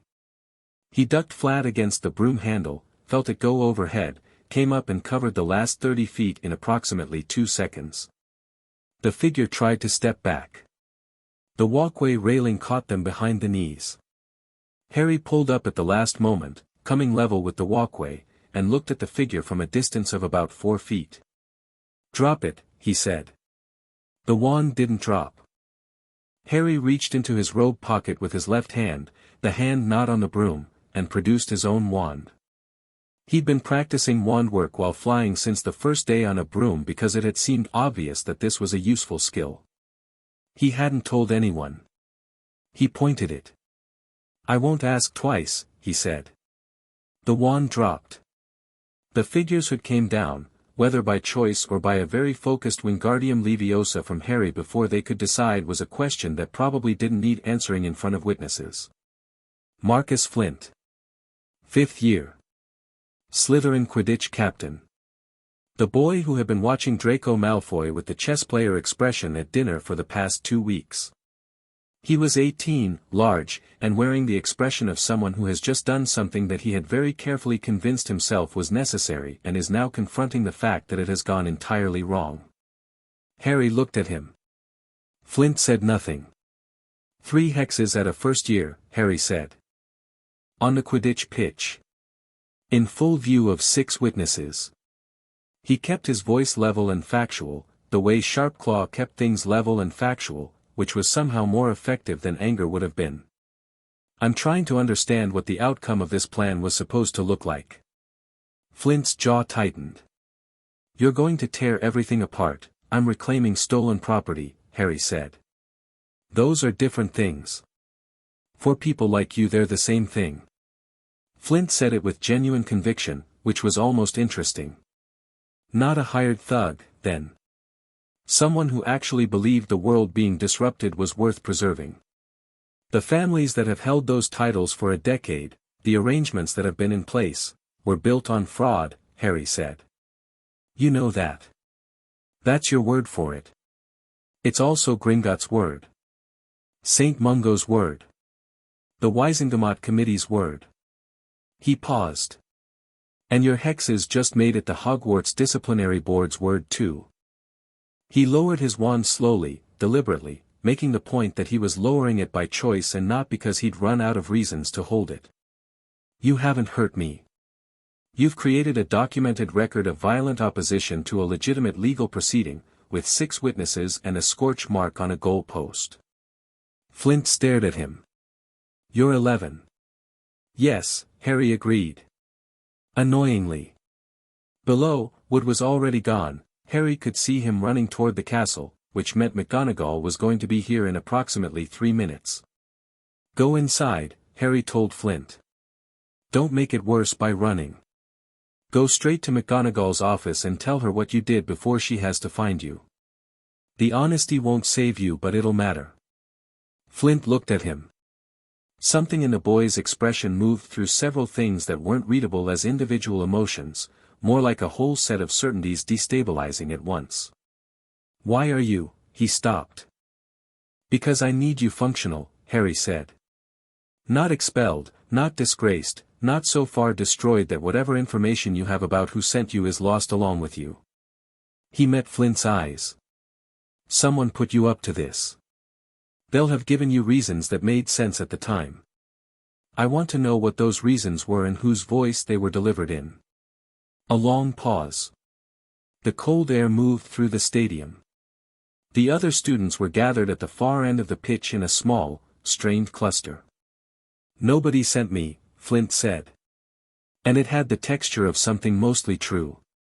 I decided. Then you decided for reasons, Harry said. Those reasons came from somewhere. Flint looked at him for a long moment, the look of someone recalibrating their understanding of an opponent in a way that wasn't comfortable. You're not going to let this go. No, Harry said simply. Go inside. Flint went. McGonagall arrived 4 minutes later, with the compressed speed of someone moving very fast while appearing to walk normally. She took in the scorch mark, the scattered students, Harry hovering calmly at walkway height on his broom. She looked at him with an expression that had several layers to it. Flint's gone to your office, Harry said. She blinked. How? I told him to.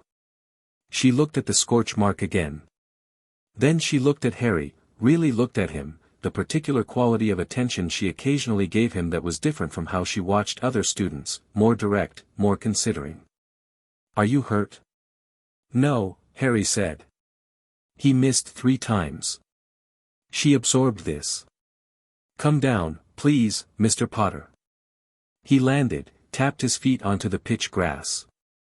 She looked him over with brisk practicality. This will go to the board, she said. Tonight. I know. I'll need your account. Written, official, before 9. I'll have it to you in an hour. She turned to shepherd the other students back to the castle, then stopped. Without turning around, 3 hexes. Yes, Harry said. All missed. Yes. She resumed walking. He thought he heard something under her breath, not quite a word, more a quality of sound that might, in a different setting, from a different person, have been satisfaction. He landed and went inside. The written account took 40 minutes.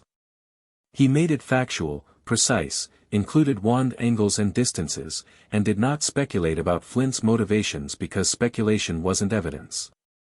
He delivered it to McGonagall's office door to find her and Dumbledore both inside, the door ajar, voices quiet. He knocked. Come in, Dumbledore said.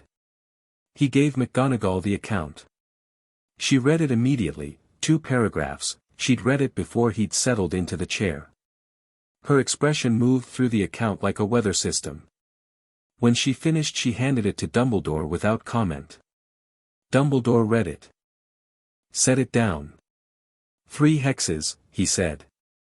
Harmful intent class, Harry said. Not lethal, but not minor. The scorch diameter on the goal post suggests approximately a third-year casting level. Marcus Flint is a fifth year, Dumbledore said. I know. His execution was nervous. The wand tracking was off, probably adrenaline. He's not a professional. He paused. He said nobody sent him. You believe him? Mostly, Harry said.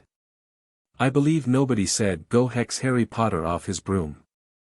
I believe someone made it easy for him to arrive at that decision himself. He looked at Dumbledore.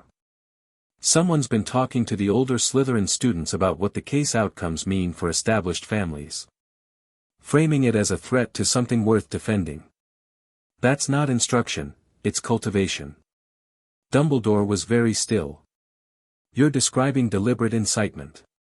Yes. Through channels that leave no direct evidence. Yes. Harry held his gaze. Someone who knows how institutions work. Someone who understands plausible deniability. McGonagall, who had been standing beside the fire with her arms folded, said quietly, Lucius Malfoy is at the school. Harry's eyes went to her immediately. He arrived this afternoon, she said, her voice carrying that careful precision she used when delivering information she found distasteful. As a member of the Board of Governors. He requested access to the school for what he described as a routine board visit. She paused. The timing is notable, Harry said. He had the legal right of access, McGonagall said. Board members do. I cannot refuse without grounds. Harry thought about this. Malfoy, in the school, in the afternoon. Flint on the walkway at 6.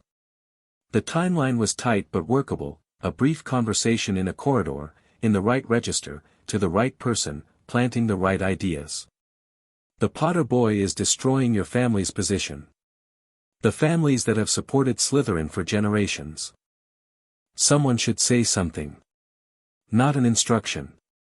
A suggestion wrapped in outrage, delivered to someone young enough and certain enough of his own convictions to do the rest of the work himself. Where is he now? Harry said. He left the grounds at 5:30, McGonagall said. 1 hour before the pitch incident. Flint's case was heard the following morning by a board of 3 teachers that included McGonagall, Flitwick, and, because the school charter required it, one external representative, who was by rota the deputy chair of the board. The deputy chair this month was Lucius Malfoy. Harry learned this from Fred Weasley at breakfast, who delivered the information with the flat directness of someone who considered the information so outrageous that commentary would be insufficient. Harry set down his toast. Thought about it. Then he went to McGonagall before the hearing. She was in her classroom, marking papers. She looked up when he came in. Malfoy is on the board that's hearing Flint's case, Harry said. He is, she said. He's a potential witness to incitement. He can't sit as a judge in a case where he may be a material party. McGonagall's quill stopped moving. That's a procedural objection. Yes, Harry said. Can you raise it? I can. She looked at him. Can you give me documented grounds for the incitement connection? Circumstantial only, Harry said. The timing, his access to the school, Flint's phrasing. Not enough for a charge. But enough to argue a conflict of interest in the hearing. She considered it. Then she put down her quill and stood. I'll see to it. Malfoy was removed from the hearing panel before it began.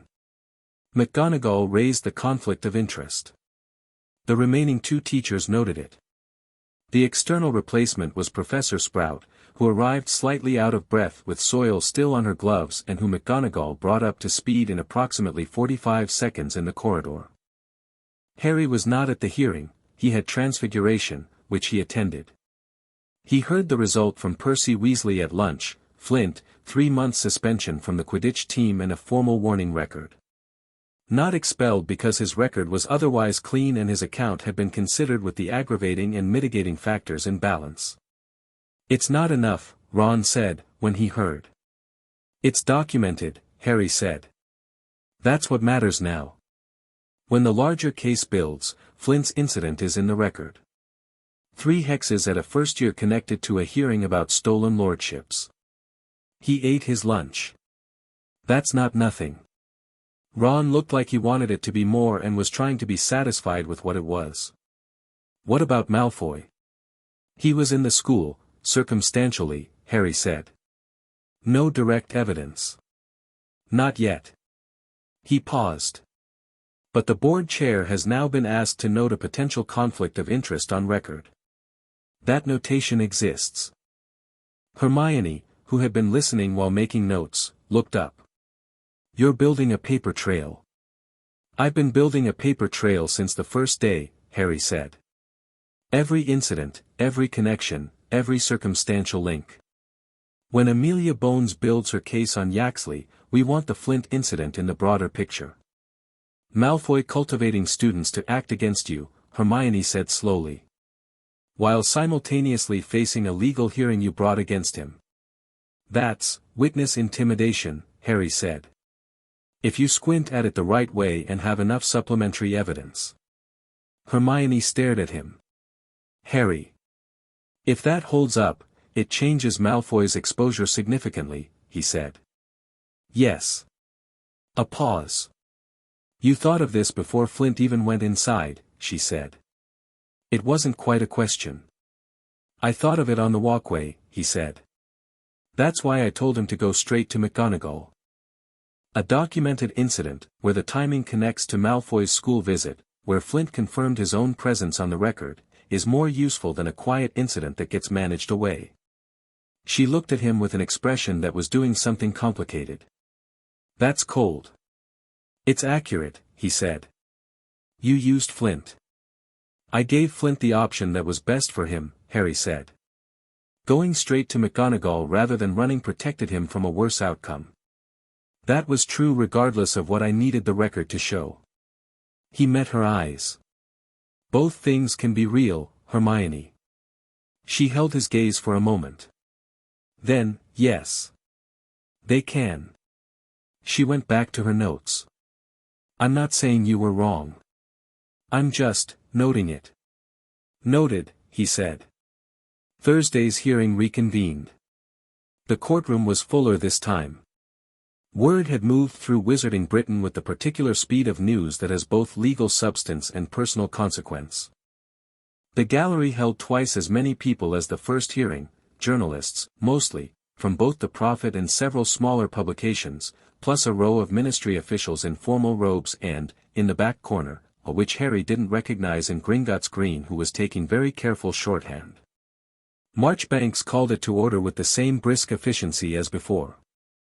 The St. Mungo's authentication report was read into the record, 3 paragraphs of clinical forensic conclusion that stripped the Malfoy position to its bones. The blood seal on the transfer instrument was not genuine. The seal had been produced from a biological sample obtained from Godric's Hollow, from the scene of the attack that killed James and Lily Potter, within 72 hours of those deaths. The courtroom was quiet in the way of rooms where quiet means everyone is processing the same weight simultaneously. Jugson rose. He made one more procedural challenge. Marchbanks dismissed it in 9 words, the committee has reviewed and determined this objection insufficient. Jugson sat. The committee conferred. 3 minutes. Marchbanks, on the petition for reclamation of the Lordship of Ravensbourne and the Lordship of Harrow Adjacent, currently held by Lord Lucius Malfoy, the committee finds the transfer instruments fraudulent and rules in favor of reclamation.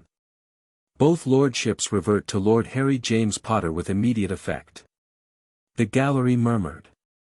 On the remaining 5 lordships, she worked through them methodically, each one a separate ruling, each one the same conclusion, each one landing in the record with the clean finality of a thing that has been established and can't be unestablished. 3 minutes of rulings. 5 more lordships. 5 more of those brief, warm, turning key sensations.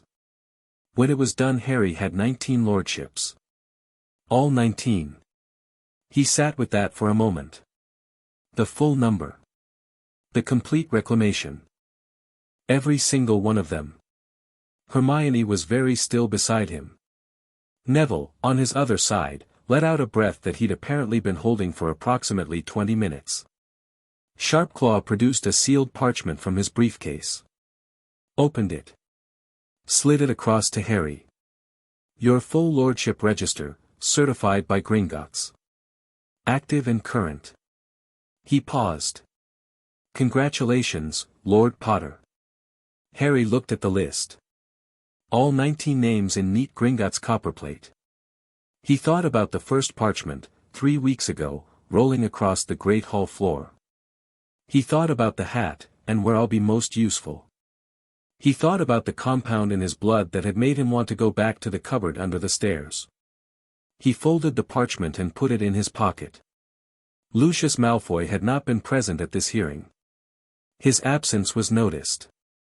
Jugson had appeared without him, which told its own story. Malfoy had known this outcome was coming and had chosen not to be physically present when it arrived.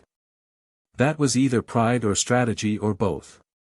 Arthur Weasley was in the gallery again.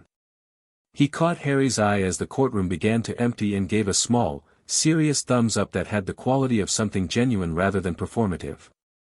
Susan Bones was beside him, which was unexpected. She'd been given permission for the day, Harry gathered. She looked at him across the emptying room with an expression that had something quiet and satisfied in it, and he gave her a small nod which she returned. The aftermath had the organized chaos of a significant ruling, journalists trying to get statements, ministry officials conferring in corners, the various interested parties extracting themselves with varying degrees of grace.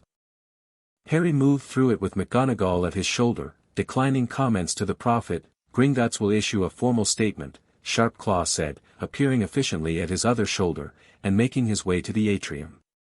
At the atrium fountain a man was waiting. Not someone Harry had seen before. Tall, thin-faced, wearing ministry robes that were slightly too formal for the setting, with the kind of stillness that wasn't natural stillness but the practiced stillness of someone controlling themselves very deliberately. He looked at Harry as they crossed the atrium and there was something in his expression that was careful and evaluating in a way that felt different from the journalists and the officials.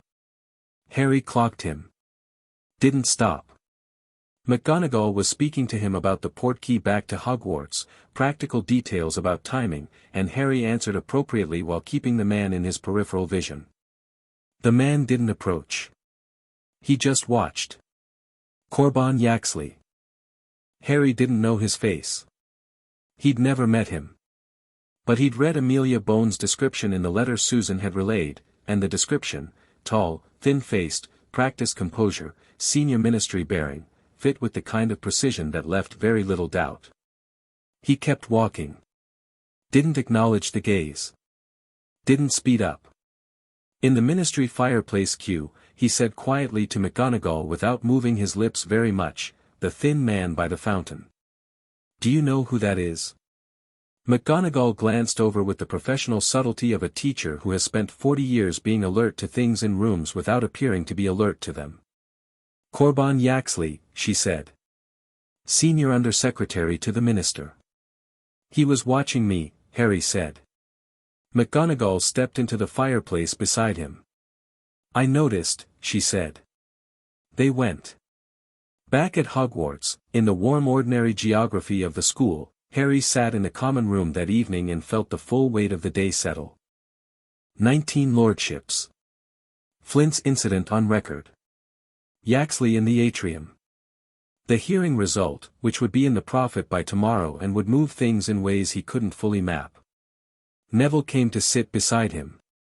He'd been quieter than usual since the hearing, not withdrawn, but internal, the way of someone processing something that was big enough to need space. I've been thinking, Neville said. Harry waited. About what you said. That the 29 cases are bigger than your inheritance. He paused. I've been thinking about whether I want to file my own petition. Separately. Through Gringotts. He looked at his hands. My compounds are different from yours. The confidence suppressor and aggression inhibitor, they're not inheritance fraud, they're, whoever put them there wasn't after property. They were just, he stopped. Making you manageable, Harry said quietly. Yes. The word had a flat, clean anger in it. My gran might have known. She might not. I don't know which is worse. He looked at Harry. If I file, it becomes public. My gran's name will come up. Yes, Harry said. It will. She raised me, Neville said. She's not a bad person. She's just, he struggled for it. Certain, Harry said. The way certain people are certain. It feels like strength from the inside. Neville looked at him with a sharpness that was all his own. That's what you think about Dumbledore. Yes. But you still, yes, Harry said.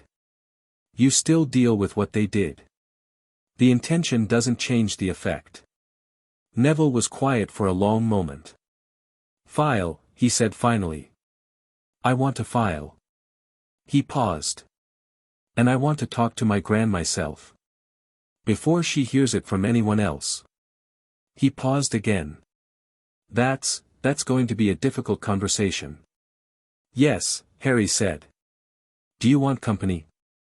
Neville looked surprised. You'd, Christmas holiday, Harry said. If you want. I'll come with you. Neville looked at him for a moment in that way he had, direct and quiet. Then, yeah, he said. Yeah, I'd like that. They sat in the common room while the fire burned down and other students moved around them, the normal noise of an evening at school, homework and argument and laughter and the particular social hum of children being children. Harry thought about what came next. The Yaxley investigation. Bones case building. The 29 other children. The questions about Snape and Eileen Prince. The question of who had decided, in 1976, that what Harry was going to be was too much. The question of what he actually was, now that the things containing it were clearing. He felt different every day. Not dramatically, not in any way that he thought was visible to anyone who wasn't paying close attention. But the emotional landscape was changing its topography. Things arrived at the right speed now. Anger arrived when it should and in the right proportion. Pleasure arrived cleanly, charms was genuinely delightful, he discovered, now that he could access the delight. People were more interesting. The world had more texture. He'd been playing with the responsive magic, the torches, the books arranging themselves. He'd been practicing it, carefully and privately, in the room he'd found on the 7th floor that appeared when he needed a space to work. He wasn't ready to show anyone what it looked like at full extension. He wasn't sure what full extension was yet. The next morning something happened that changed the map. He was at breakfast when a second owl arrived, not Gringotts, not Ministry. Personal stationery, no seal, the handwriting on the outside familiar in the way of something you don't recognize but your body does before your mind catches up. He opened it. Lord Potter. I'm writing this in the full knowledge that you have no reason to trust me, and that you have considerably more good reasons to suspect me. I'm writing anyway because continuing to say nothing has become untenable. Your blood results include compounds that were developed by my mother and administered through a framework she designed. I became aware of their presence in your system after the fact, after her death, going through her research notes. I did not design them. I did not administer the initial series. I administered a partial refresher of 2 compounds in the summer before your Hogwarts year, on instruction from a party I believed at the time to be acting with your interests at heart. I understand now that this belief was either mistaken or deliberately exploited. I'm not asking you to forgive this. I'm not asking you to trust me. I'm asking you to let me be useful. What I know about the remaining compounds in your blood, their composition, their sourcing, their full effect profile, is more complete than anything Gringotts or St. Mungo's currently has access to. My mother's research notes are in my possession. The party who gave me instructions is not who I believe them to be, and I can name them, with documentation, to the appropriate authority. I'm available to speak when you are ready. If you'd prefer a formal setting with a witness, that's preferable. I won't come to you uninvited. Harry read it twice. Then he set it face down on the table and ate his breakfast methodically in thought. Hermione arrived 8 minutes later. She sat down, started on her porridge, looked at his expression, and waited. She'd learned to wait. He turned the letter face up and slid it across. She read it. Her face went through several things. When she finished, she set it down carefully and looked at the middle distance for a moment, which was what she did when she was being rigorous with herself about something. "He's confessing," she said. "Partial confession," Harry said. "He's telling his version with the framing that protects himself most while still being truthful. The administration of 2 compounds on instruction, he's making himself the instrument rather than the architect." "Is he lying?" "I don't think so," Harry said. "The specific things he says line up with the assessment data. 2 of the 34 compounds show a different administration pattern from the others, slightly later date, slightly different delivery mechanism. That matches partial refresher better than full administration." Hermione considered. "He knows who gave him the instruction." "Yes. And whoever that is, it's not who he expected. Someone he trusted." Harry thought about that. Snape trusted very few people. Dumbledore was already on the table and Snape had been told about the refresher by someone he believed was acting in Harry's interests, which probably excluded Lucius Malfoy, whom Snape wouldn't have trusted with Harry's interests. Which left, someone who convinced him the compounds were protective, Harry said. Someone who knew enough about both Snape and Harry's situation to construct a believable rationale. They both thought about that. "The meeting," Harry said. "I want it with Amelia Bones present. And Sharp Claw. If he's going to name someone with documentation, I want it in a room with people who can act on it immediately." "He said he'd come to a formal setting," Hermione said. "Right back for me," Harry said. "You're better at the tone." He stood. "Tell him Saturday morning. McGonagall's office. Gringotts representative and ministry representative present. No wands required." He paused. "Tell him I read his letter and I appreciated that he said he wasn't asking for forgiveness." She looked at him. Because it made it easier to consider what he was actually offering. "Yes." She pulled parchment from her bag and started writing without further prompting. Harry picked up his bag for first lesson, then stopped. Draco Malfoy was standing in the entrance to the Great Hall. He was alone, no Crabbe, no Goyle, which was unusual enough to be significant. He was looking at the Gryffindor table with the expression that Susan had described, the wrong tools, and something else underneath it that was newer and less managed. He looked lost. Harry looked at him for a moment. Then he crossed the hall. Draco's eyes tracked him coming and he managed his expression into something more composed, but the composure had the quality of something hastily assembled over what was actually there. "Malfoy," Harry said. "Potter." A pause. "I heard about yesterday." "The hearing." "Yes." Draco was quiet for a moment. He was choosing something. Harry could see the choosing, see the moment where the thing he'd been raised to say and the thing he actually thought pulled in different directions. "My father," he said carefully, he's not at the manor." He paused. "He left yesterday evening and I haven't," he stopped. Harry waited. "He sent a letter through Jug's son," Draco said. "Not to me. To my mother. I read it." Something moved in his expression, something young and angry and frightened in equal measure. "He's gone to our French property." Harry was still. "He's not coming back for the remainder of the term," Draco said, and his voice was controlled but barely. "He said it was a precautionary measure. That the legal proceedings," he stopped. "He just left." The emptiness of that last sentence was very clear. Harry thought about what to say. He thought about the choices available: sympathetic acknowledgement, practical focus, political analysis. He thought about being 11 years old and having your father run. "I'm sorry," he said. He meant it directly, without condition. Not sorry the case was proceeding, that wasn't changing. But sorry for the specific, personal weight of a father who chose France over staying. Draco looked at him. You're sorry. Yes. You're the one who filed the petition.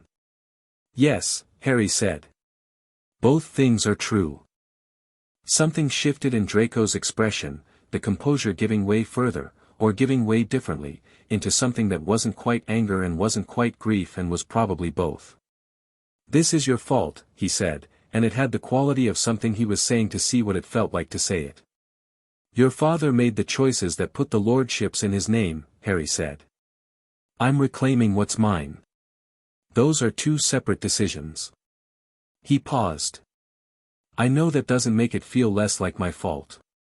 I'm not asking you to be fine with this. Draco stared at him. Several things moved across his face. Why are you being decent about it? Because being indecent would serve no purpose, Harry said. And because you haven't actually done anything to me. What your father did wasn't your decision. Another pause.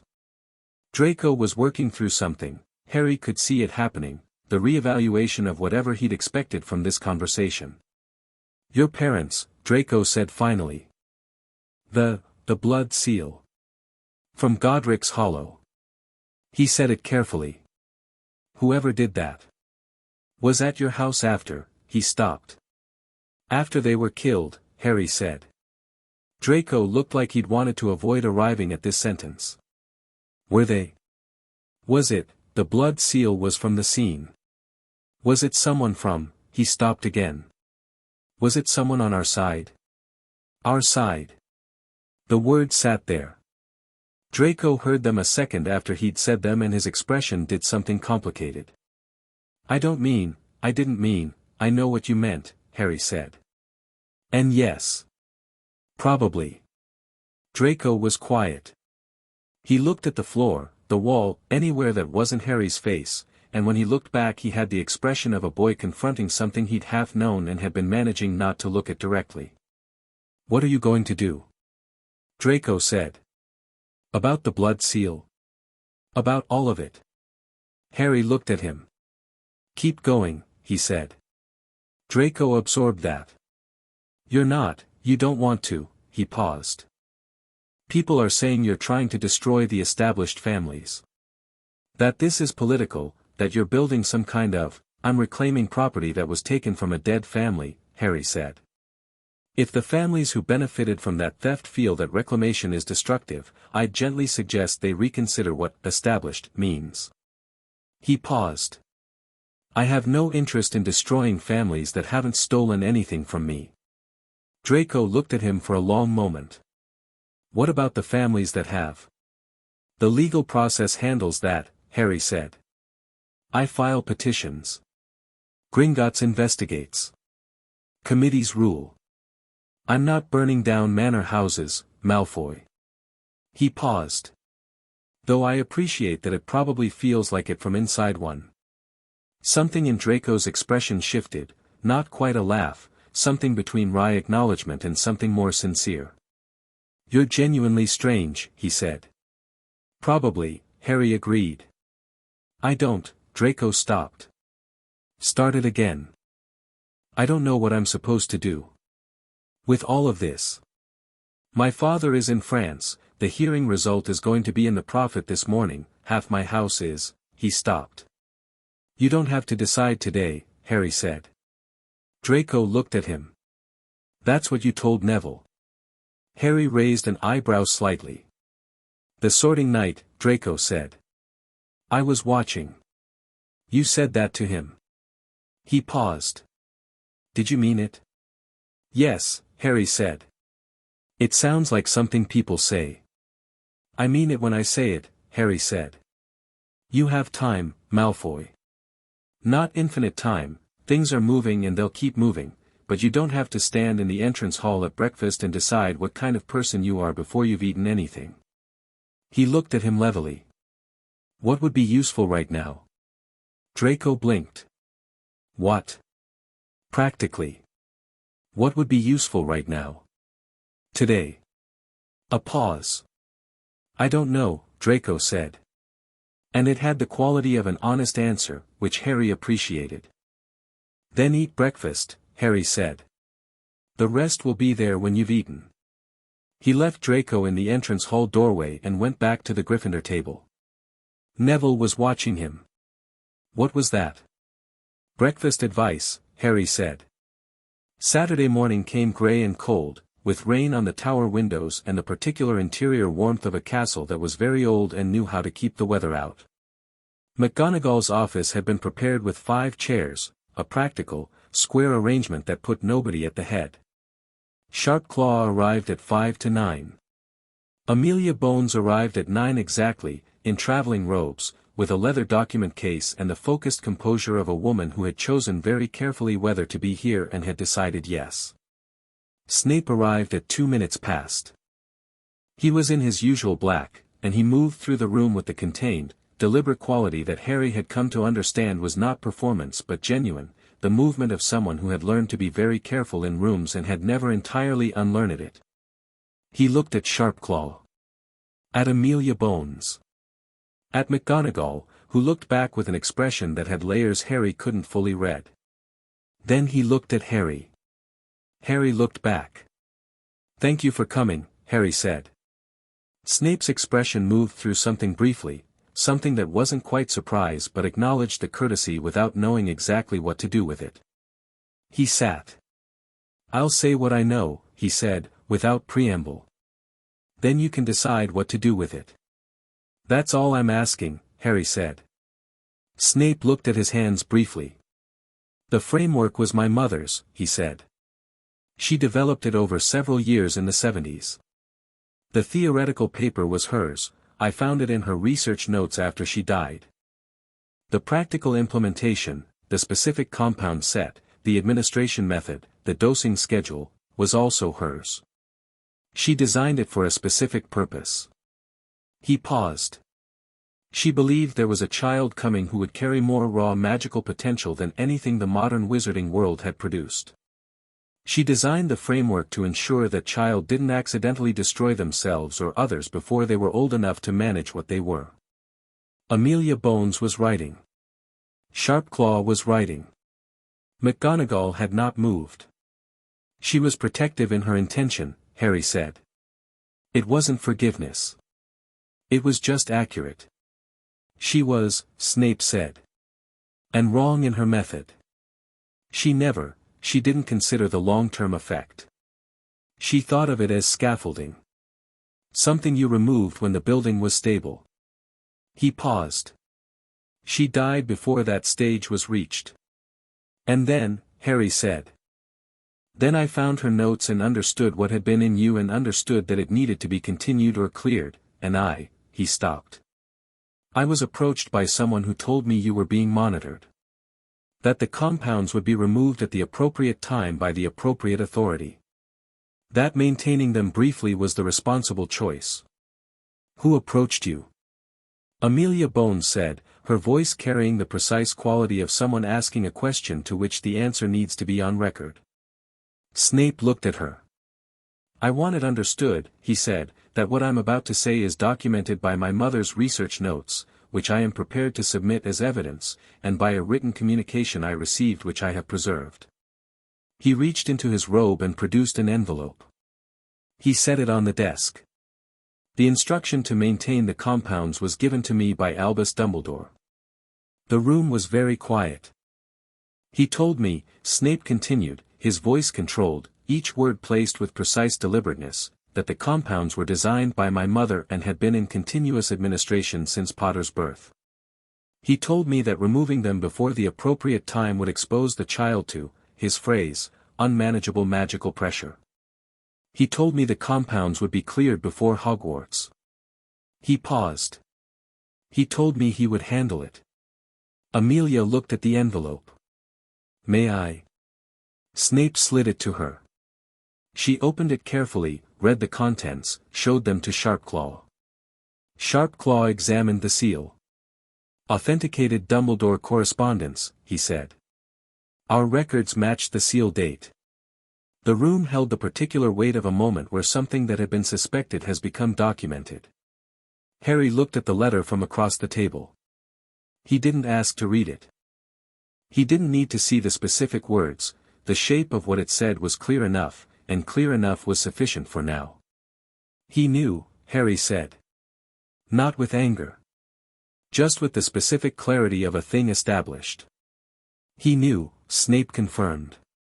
Whether he understood the full scope of the other compounds, the ones not of my mother's design, I cannot say.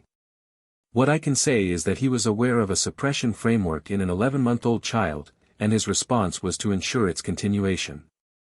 Nobody spoke for a moment. Amelia closed the envelope carefully. Professor Snape. Are you willing to provide a formal witness statement to the Ministry, under Veritaserum protocols, corroborating what you've said today? A pause. Yes, Snape said. I'm aware of what that means for my position. Your cooperation will be noted, Amelia said. I'm not cooperating for leniency, Snape said, with a sharp edge. I'm cooperating because it's overdue. He looked at Harry. For what it's worth, and I understand if it's worth nothing, should have cleared them myself. The moment I found my mother's notes, I should have gone to St. Mungo's and had it handled, Dumbledore's instruction or not.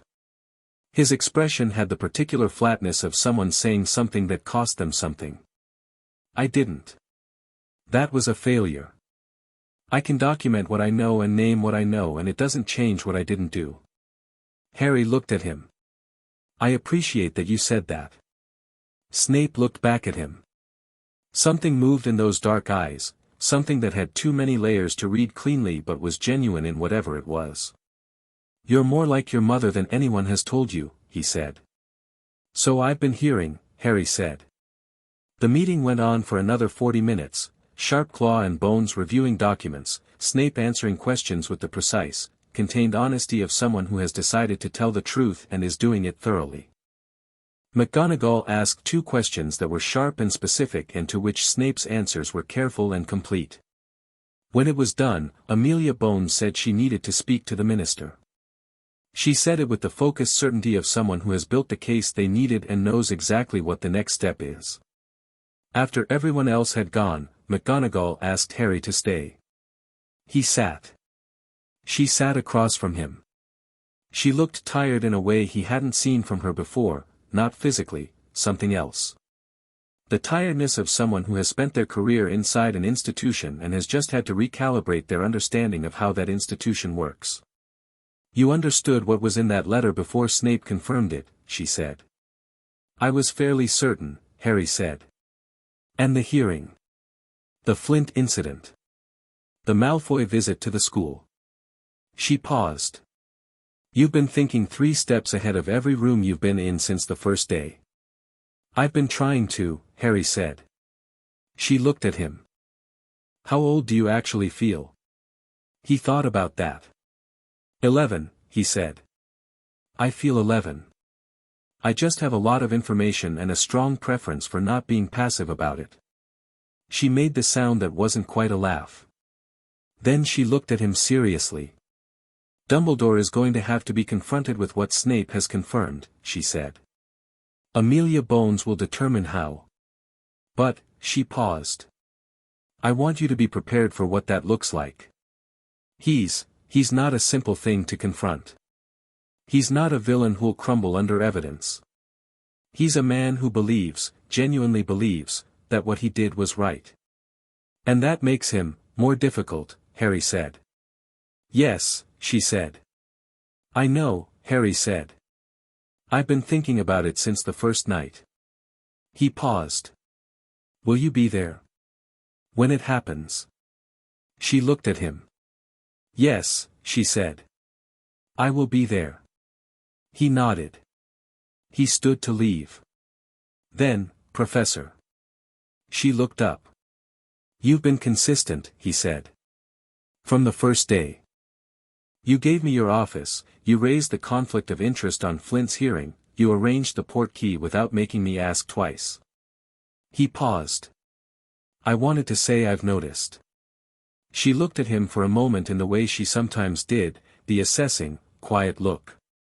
Go and eat lunch, Mr. Potter, she said. And then perhaps spend an afternoon not managing something. He almost smiled. I'll try. He went down the stairs. The castle around him was warm and alive, rain on the windows, fires lit, the smell of something from the kitchens below drifting through the lower corridors.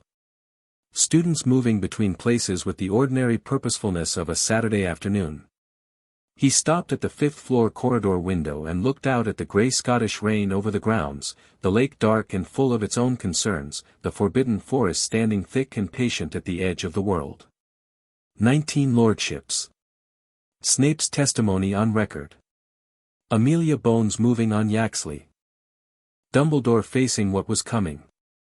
Draco Malfoy standing in a doorway not knowing what to do. 29 other people somewhere in the country living in the shaped absence of who they were supposed to be. He thought about all of it. He thought about what came next, which was the confrontation that McGonagall had said she'd be there for. The thing that all of this had been building toward, not strategically, he hadn't engineered it, but inevitably, because you could only document the truth so long before the truth required sitting down across from someone and being said out loud. The rain ran down the window glass. Harry turned from the window and walked toward lunch.